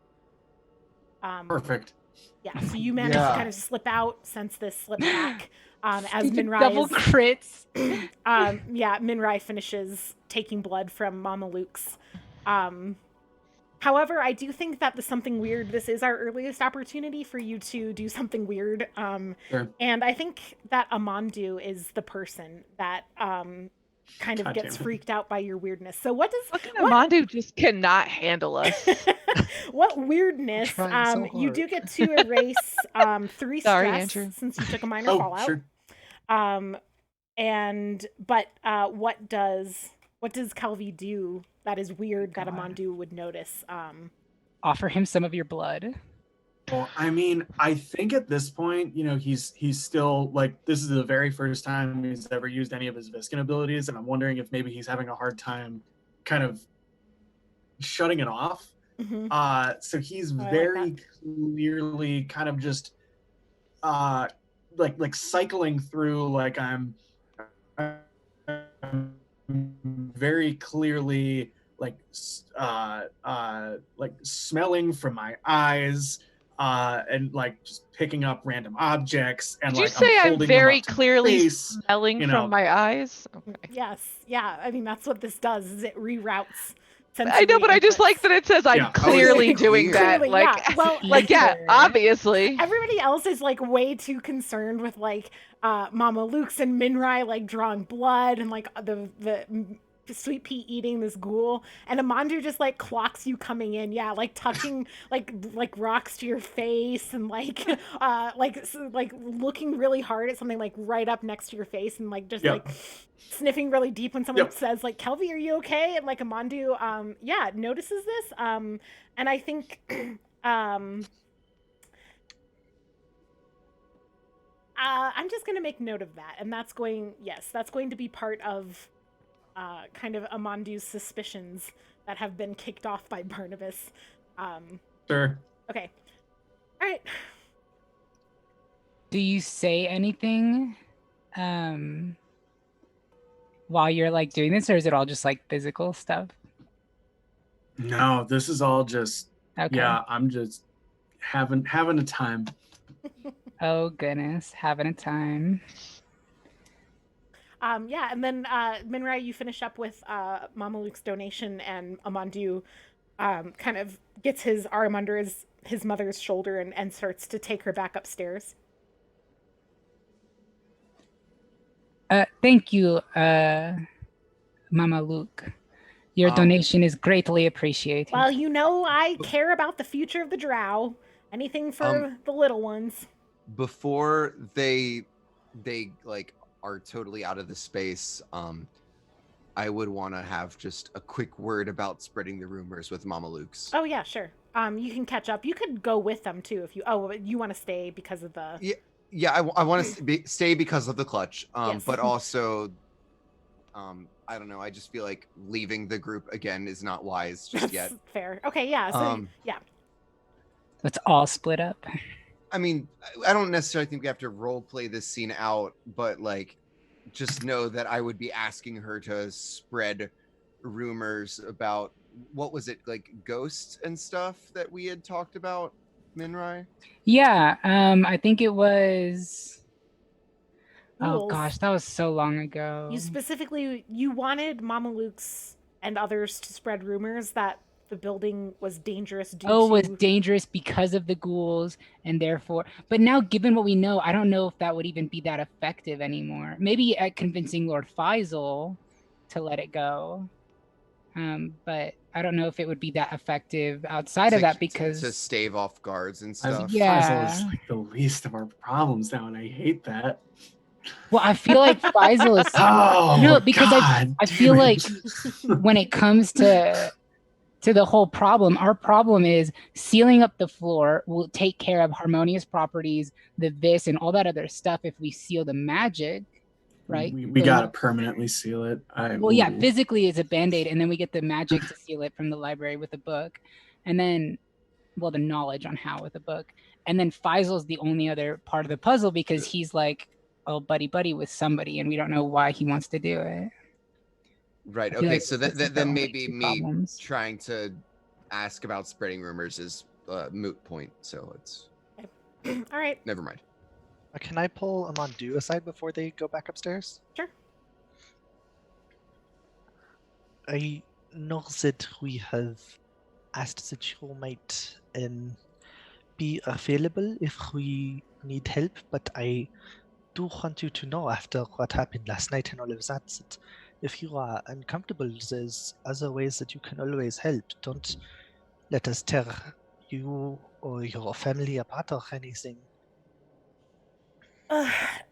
Dennis, I appreciate that. I think I almost really fucked things up yesterday, and But you did not. We were there. That is... Let us not dwell on what may have happened. It did not. it didn't. this time, and I don't want it to happen. I don't want to lose myself like that So again. don't take dagger 2.0. Okay, Um, Bane. It's I'm not saying I won't help because I want to help. If anything is clear to me from yesterday, it's that I need to be involved. I need to help. I just don't. I don't know if I can be an amaranth. But we'll see. We'll see what happens. I don't know. Because that we will keep looking for other ways that. Well, perhaps we will not keep looking, but other ways will come up. I can guarantee you. And if we think that you can help, we will absolutely seek you out. Thanks. I'll keep an eye out for ways I can help too. And he's gonna keep going with his mom now. If Cool. Yeah. all right, so it's just you five, Marguerite in the other room. I'll call her in. Okay. And I'll say, everybody, I think it has been a long day, but I think it might be best if we devise a plan together based on what we know. I believe that the next step, at least for me, is to make trip up Spire and find a book that tells how to close cracks. How far up Spire? The Great Library. What is it called? That is the Unending Library, something like that. The Unending Great Glass Super Amazing Library. It's in Amaranth. It's in the High Elf. So okay. So I would guess that it is late enough that the library is closed. The library never closes. It might be open, but if you were to venture up Spire now, you would be getting to Amaranth well into the evening. Yes, I think that perhaps it is task for tomorrow. No, it must stay Wednesday for at least another session. Yes, we also need to close these cracks physically today or tomorrow, but preferably as soon as possible. I should probably go to Harmonious Properties. And would anyone like to come with me? I think Hennis would be a good choice. Hennis is a great choice. He can stab me in the neck if I do anything wrong. You want to go tonight or you want to go tomorrow? Yes, immediately. I would think probably tomorrow would be best, no? We can make it up tonight. It is fairly late. Yeah, it's like 5 o'clock. We got time. Okay. In that case, perhaps the rest of you help fill cracks, and then we go up Spire tomorrow and meet them. Yeah, I would like to go to New Heaven, I think, because I know I just finished talking to Maud before she went up there, but I feel I've learned some things about ghouls and this king teeth, and I feel like it would be a good idea for me to find out more information for us. And you, Ulrich? I'm thinking for me, I would like to just go out and grab some cement, and I feel like as a person that has run their own business, I would probably know the basics of cement mixing. Also, I have fix. Okay. And yes, and so cement solves all problems with magical cracks and crevices. Well, I mean, we're talking about like we need to. No, I love it. I'm a proponent of cement. Okay, I bring it up all the time. Here. All right, so I'll go buy some cement and start churning it up, and then if someone at some point tonight would enjoy helping me, or not enjoy but still should help me, I can help. Fix these cracks, then that would be great. I got my strong old man muscles. So we have battle plan. Marguerite, if you have anything to add, that would be wonderful. But for now, the plan is this.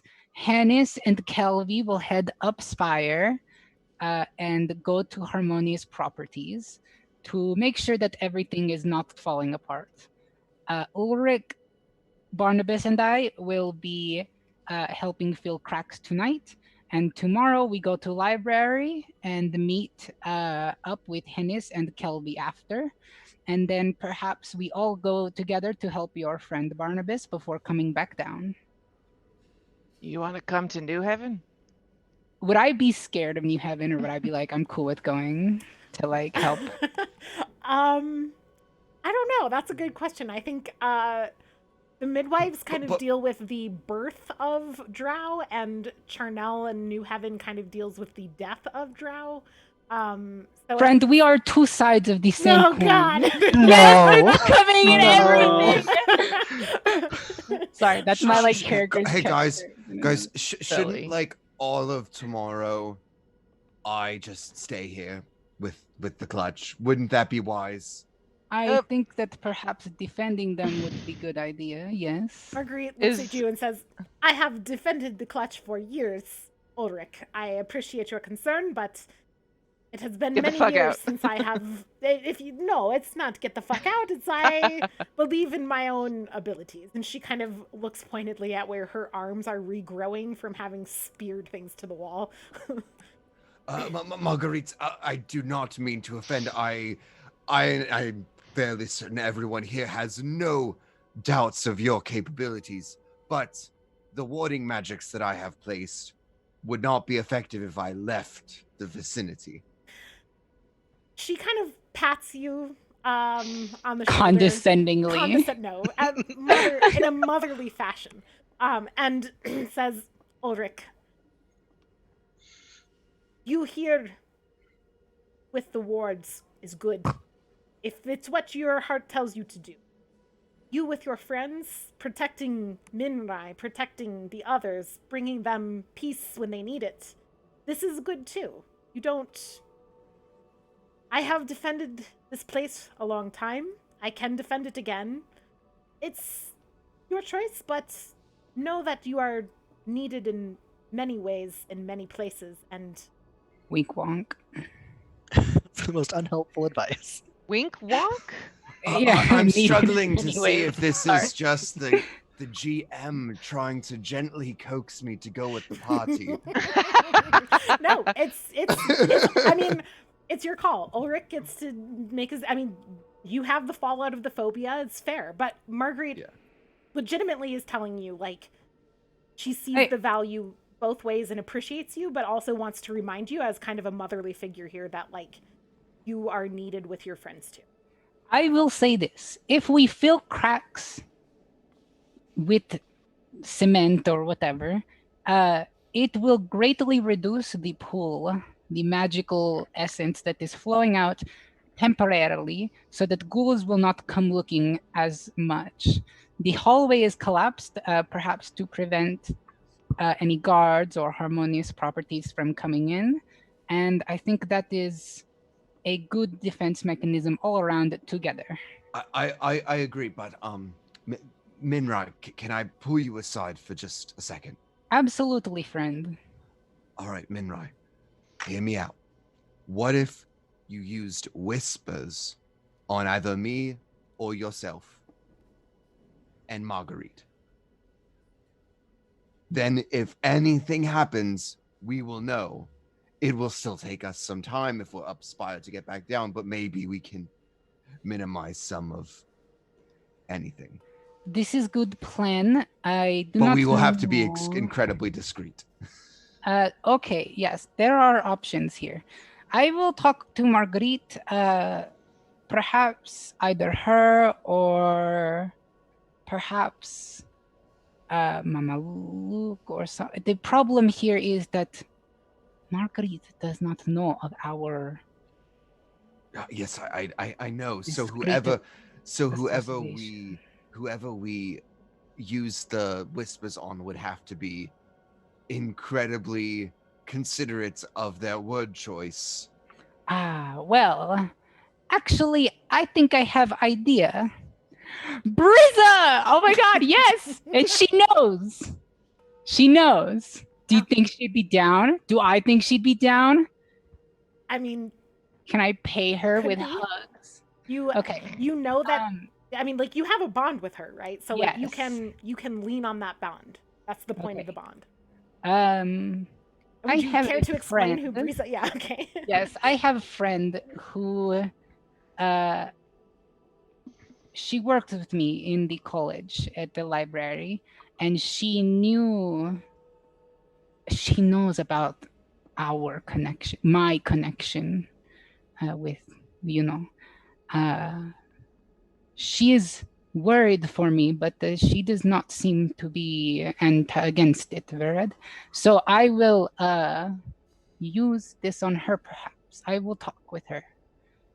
Okay. And And she you're will sure you maybe- can trust her? Absolutely, yes. She is the reason I am here. She is the reason I come to Derelictus. Otherwise, I stay in... What's the middle place? Otherwise, I stay in Midgar with Tifa Midgard. Yes. and Aerith. I owe her my life here. Yes, I Okay. do trust All her. right. Well, that I feel is probably the happiest middle ground I'm going to achieve on this. If And she works with Marguerite too, so it should not be a problem. She is also midwife. She betrays me. She betrays midwives. She can be trusted. So would you want to have this applied to yourself or me? I think it too? only can be. It can only be applied. It can be applied to group, but I must be part of group, so I will apply to self. Okay. The only concern that I have is that Kelvy and Hennis will be going up Spire. This only lasts a day. So I will not be able to hear Kelvy, and I will not be able to whisper gently into his ear. Kelvy, will you be know. fine. I'm fine with that. Kelvy, I know that you think you are fine with that, but you need guidance now more than I have Hennis. Hennis has his sword. Hennis gives Listen. guidance with fists and Yeah, blows. that's great And guidance. it is very effective. I can't- Exactly. I think we need to show some semblance of diplomacy and trust here. And I think releasing Kelvy from whispers would probably go a long way in Thank you, allowing Rick. him to at least somewhat trust us after this whole mishap. I mean, let's be honest. Yes, we did have very good reason to apply in the first place, but that time is come and gone, right? Yes. It's been a whole Yes. That- 6 hours. That well, you're not here. We're alone, right? Ulrich and I. Oh, Pull me have we aside. left already? Well, Um, Ulrich said He to pulled pull him aside. Yeah, Rick I him. pulled Minrai aside, but then I figured Got it. you'd just like come into the Stop. conversation, and I'm like, oh, okay, all You right. did yell over at Kelvy a little. Okay, Kelby, I tell you what. I release you from whispers at midnight tonight. Please do not disappoint me. You are a friend, yes, but you have fallen into troubled times. And I will not leave you to destroy the lives of the people next to you, and I will not leave you to destroy your own life. Yeah, that checks out. Good. Yeah. But know that if you fail, I will also be there to strike you down, should that be necessary. Just somebody just make sure I'm dead before Sweet Pea eats me, because I don't want that. I wanna don't worry. touch you up Sweet Pea like- wouldn't touch your body. Oh right, I'm safe. Oh, this is well, like if, I don't want it to come to that, of course, but like it's, But you wouldn't mind nourishing my sweet baby. No, of course. I just don't want to be conscious for it. Fair. We are friends. Nobody will eat you alive. And we will make sure to kill you quickly. Good. Yeah. Good, yes. Okay, I release Just like you. make sure I at least like have some forewarning so I can. No.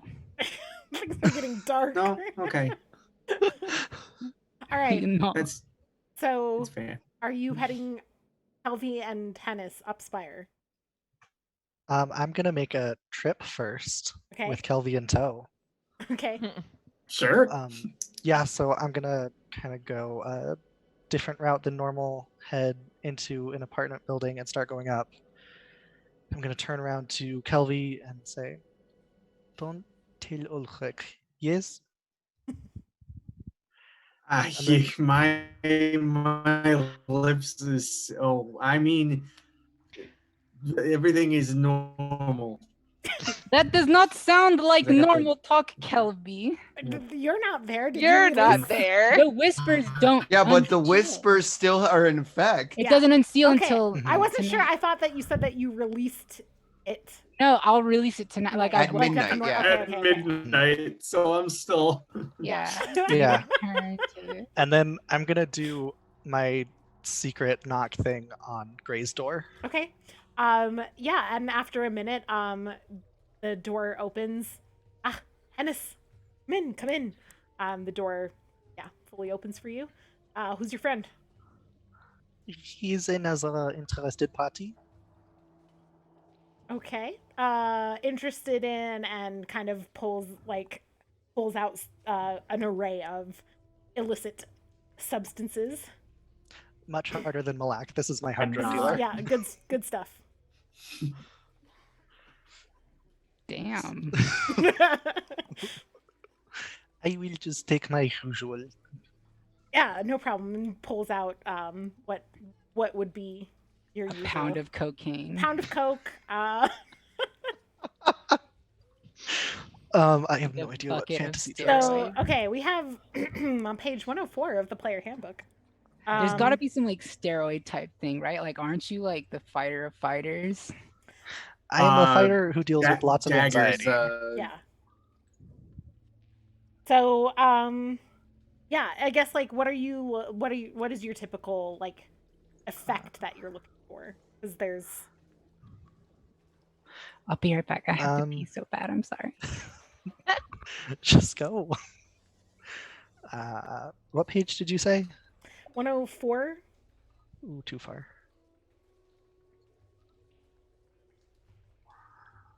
Almost there. Most of the stuff that he would be looking for is things to help him with his anxiety. Okay. Unless he's like planning to get in a fight, but he's not right now. So Godsmoke is it. Sullivan and Zet had a little bit of this stuff too, but it's like kind of euphoria, pain dulling kind of stuff. There's also, I mean, there's like mushrooms, which are pretty much mushrooms. There's yeah, let's see. Oh, there's chum too, which would be pretty. Yes. Made from fish eggs and That- guts. that's pretty common. Mm. Yeah, but that, you know, pretty like a downer like alcohol, just kind of soothes you. There's also like if you wanted to like be more like sleepy style, it's like hypnotics, there's ivory. So I was looking at that actually. I think that's what he would come to Gray for Okay. mostly. Mhm. yeah, so it's this ivory is pretty hard to get in Derelictus. This is but I think Gray has connections, and being kind of your like usual with him, I think that barring him having like a supply problem, that the stress will go to the bond, not to you all, or not to your silver, to get something kind of nice like that. So we'll just mark one stress to the bond. Okay. With Gray, to get like a a substantial supply. It would not be just like tonight's dose, right? You're not gonna have to mark one stress every time. Okay, yeah. So yeah, you can mark one stress, and he'll give you his to the bond, and he'll give you the ivory. Yeah. Having trouble sleeping, Ennis? Things are more exciting than usual. Not getting roughed up Spire, are you? Oh, like they could do anything to me. You feel like a god with those 3 critical successes. Is And Gray's roommate home? remind me, I need to look at your He's the one who hates me because I killed his dad Oh, or yeah, brother yeah, or yeah, someone. brother, I think it is. Yeah.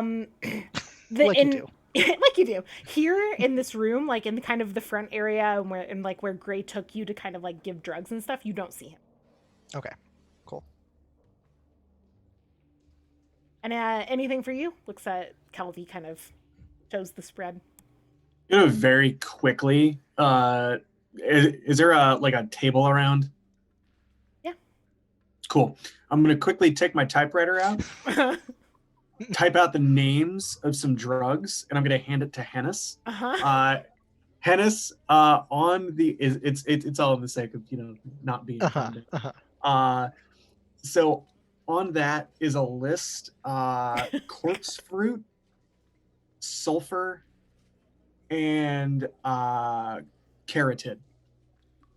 Keratin. Carotid? I thought Oh, of that as carotid. yeah. Trusting you. Yes, Oh, carotid. you said Sorry. keratin, not carotid. Keratin. Okay. I was like, that's not right. Yeah, carotid. Carotid sounds right. Yeah. Cool. I list those off to Gray.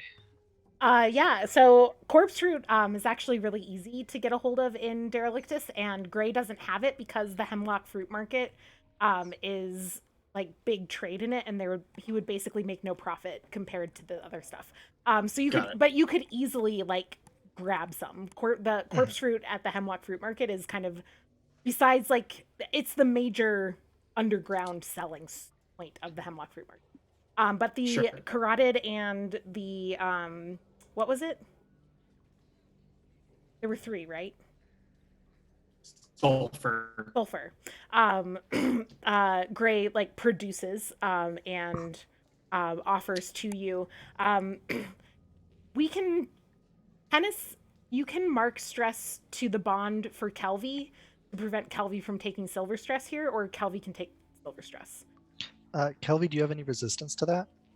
I don't, but I also don't mind taking silver stress, especially because this is, a shopping trip I shouldn't be on. So yeah, I'm more than happy to take the stress. I don't have any right now. Yeah, I'm gonna let Kelvy take that one. Okay, yeah. So Kelvy, you mark stress to silver, and you have some sulfur and some carotid. Ooh. Cool. So then, I mean, if we're done, I would immediately head up Spire. I don't know if Kelvy was going to do anything. No, I immediately am following you and just thank you. I can't thank you enough. Well, you are welcome, Kelvy. Right. I am glad that you are thanking me. Yes, Minrai, thank you so much. I've never felt more connected to you. Well, that is good. All right. Perhaps so you guys it will help. begin the trip up Spire with a one of the Gutterkin guides that Hennis knows how to find. Are anybody back at the apartment want to do anything? You don't have to. Just checking in with you. I thought we were going to work on doing the cracks and Yeah, stuff. we're doing the cracks. Okay. Yeah. Well, while Getting they do cement. that, I would actually like to just do like shitty work to try and pay off my debt with Marguerite. Mm-hmm. Okay. So yeah, you kind of tell her like you have to come clean, right? That you spent some of the clutch fund, and she's Benrai, I told you this is for the clutch. It was emergency. Look, he was going to have to lose something very valuable, and it is helping us defend the clutch now. So I will work extra all night if necessary. Okay, you can mark 1 stress to your bond with Marguerite, and then we'll consider that fallout paid. How do I mark a stress to a bond? You should have a You just spot on write your it. character sheet that says bonds, and you can just kind of put a tick by Type it it in or there. put a number Okay. by it. Yep. And yeah, we'll just say you're working through the night while Rick and Barnabas go in search of some cement. Yeah, I think not too hard, especially Minrai. You remember that the guy who helped you collapse the doorway it works in construction, would know So if you want to mention this, it wouldn't be too hard for you guys to kind of track down and procure. You do have to get a substantial amount. I mean, these cracks are fairly large, and it's going to take some effort to create and do the patching work. So let's say you can mark 1 stress to silver to procure all of this. One of you, Barnabas or Rick, since you're the ones out and about finding it. Yeah, I'm happy to take the stress to silver. So it puts me at a total of 2 stress. Okay. So on a 1, you would take Fallout here.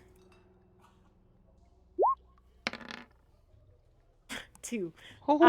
Yeah, and then you can roll fix with low society and help from Barnabas. So that would be a 4d10. Yes. Nice. So 7 is your highest. So you and Barnabas do patch up the Minrai is kind of being to pay off her debt is not helping. And so there's a few times where like her expertise in the occult and the clutch could have probably helped you. And that's, we'll say, kind of the the impetus for a very small amount of stress that you can take from that. Yeah, so just 1, and let's mark it to could mark it to silver, like I had to buy more cement. Yeah, like fucked it up and like oops, messed this batch up, went and bought more. Sure, mark it to silver. Which puts you at 2 stress or 3? 2 stress to silver, total stress of 3. Okay, so you take a minor fallout. I rolled a 1. Wow. So got a lot of fucking fallouts this game. We have gotten a lot of fallouts this game. But a minor fallout is probably better than anything, right? It's also going to be hard for Barnabas to help as much because he does have that like giant slash in his shoulder unless somebody can heal him or help him, right? I don't know how to heal a... Oh yeah, Barnabas does have that. I don't have healing powers I have a healer's kit. I was just going to say that the fallout that you take is until the end of the next session, you lose the use of 1 piece of equipment that's important to you. And I was going to suggest your healer's kit, which is basically like you pawn it really quick and like you can get it back pretty easily. How is that like a minor fallout? I don't know. That seems... Because you get it back right away, right? Like if it was the moderate fallout maybe he helped me this... first and then he pawned it. Fine, you can do whatever you want. I don't know why I'm being so fucking pretentious. All right, okay, all right. So I don't get to heal you. I'm sorry. I mean, I guess honestly, like Barnabas having a giant gash in his shoulder would probably have called for attention sooner, but yeah, it would have. I would have been like, "Ah, my shoulder. Oh, it hurts so bad." You're just old. But what we don't did have to be baby. So okay, yeah, maybe we can say like instead of maybe pawning it off, like I realized that I had used up the last of my resources last time. And you can't afford picking it up, picking up more because of this. Yeah, okay, so you can also, how does heal, I guess rolling fix on this to heal,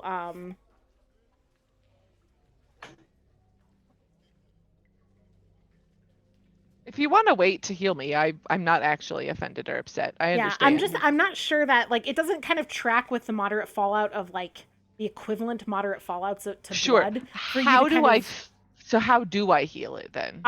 You can like through normal time healing, like so basically you can say Rick fixes it up. Okay, so it's been like over 2 months and we're on like day 2. So like you're telling me normal time, that means literally never. Fallout sucks in this game.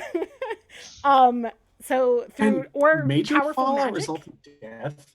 Yeah, major fallout is basically like you die, are incapacitated, etc. So moderate fallout is like like 1 step down in terms of like it should actually have long-lasting consequences to take fallout. But you can also heal it through powerful magical means, healing magic. You happen to know that Marguerite is a healer, and could ask. She's just been letting this wound fester. Yeah, no. So I think Rick, like you use up your stuff, like cleaning and bandaging Barnabas's cut, we'll say, and like can't replenish it until the end of the next session, to account for the fallout. But you get to erase 3 stress from taking that fallout. Yeah, and you guys successfully patch up the basement. The cracks are now patched with cement. Okay, and we're gonna stop there. So we are stopping with Kelvy and Hennis going up Spire. It looks like Wednesday is lasting one more session. Told you. Did it, guys. So, Wednesday might be one more session, but that's probably like it'll probably be a good way into Thursday. Yeah, Next Thursday. Yeah. I think next Thursday in real time, we will probably see the dawning of Thursday in game time. Because I can't imagine Kelvy and Hennis's trip. It would be very boring for everybody else if everything else that happens is, well, the rest of us went to bed and worked, but Hennis and Kelvy had a 45-hour meeting up Spire.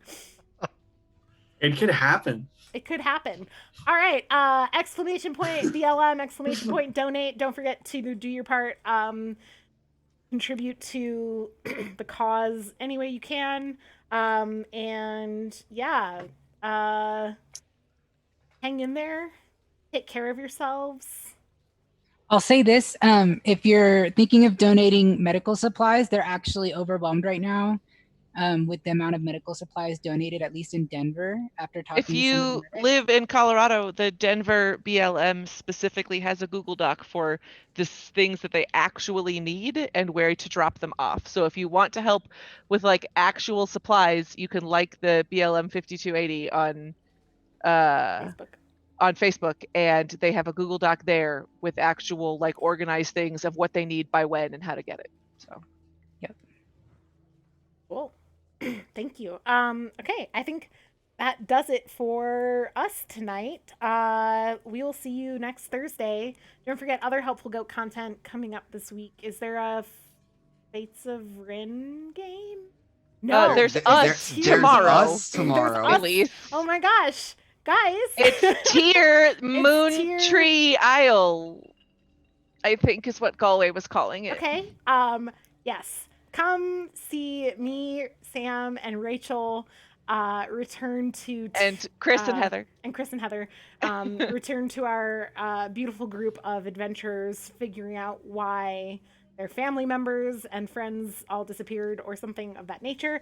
And there's gonna be fishing. I've heard. Yes, Minnow can take Dent fishing. Yes.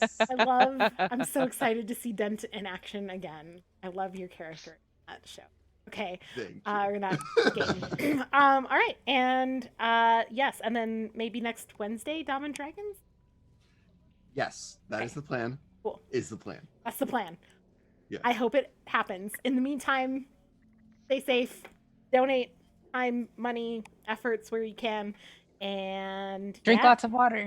Check in on your persons of color friends. Yeah. That's important. And activist friends. And yeah. Yep. All right. Good night. Goodbye. Yeah.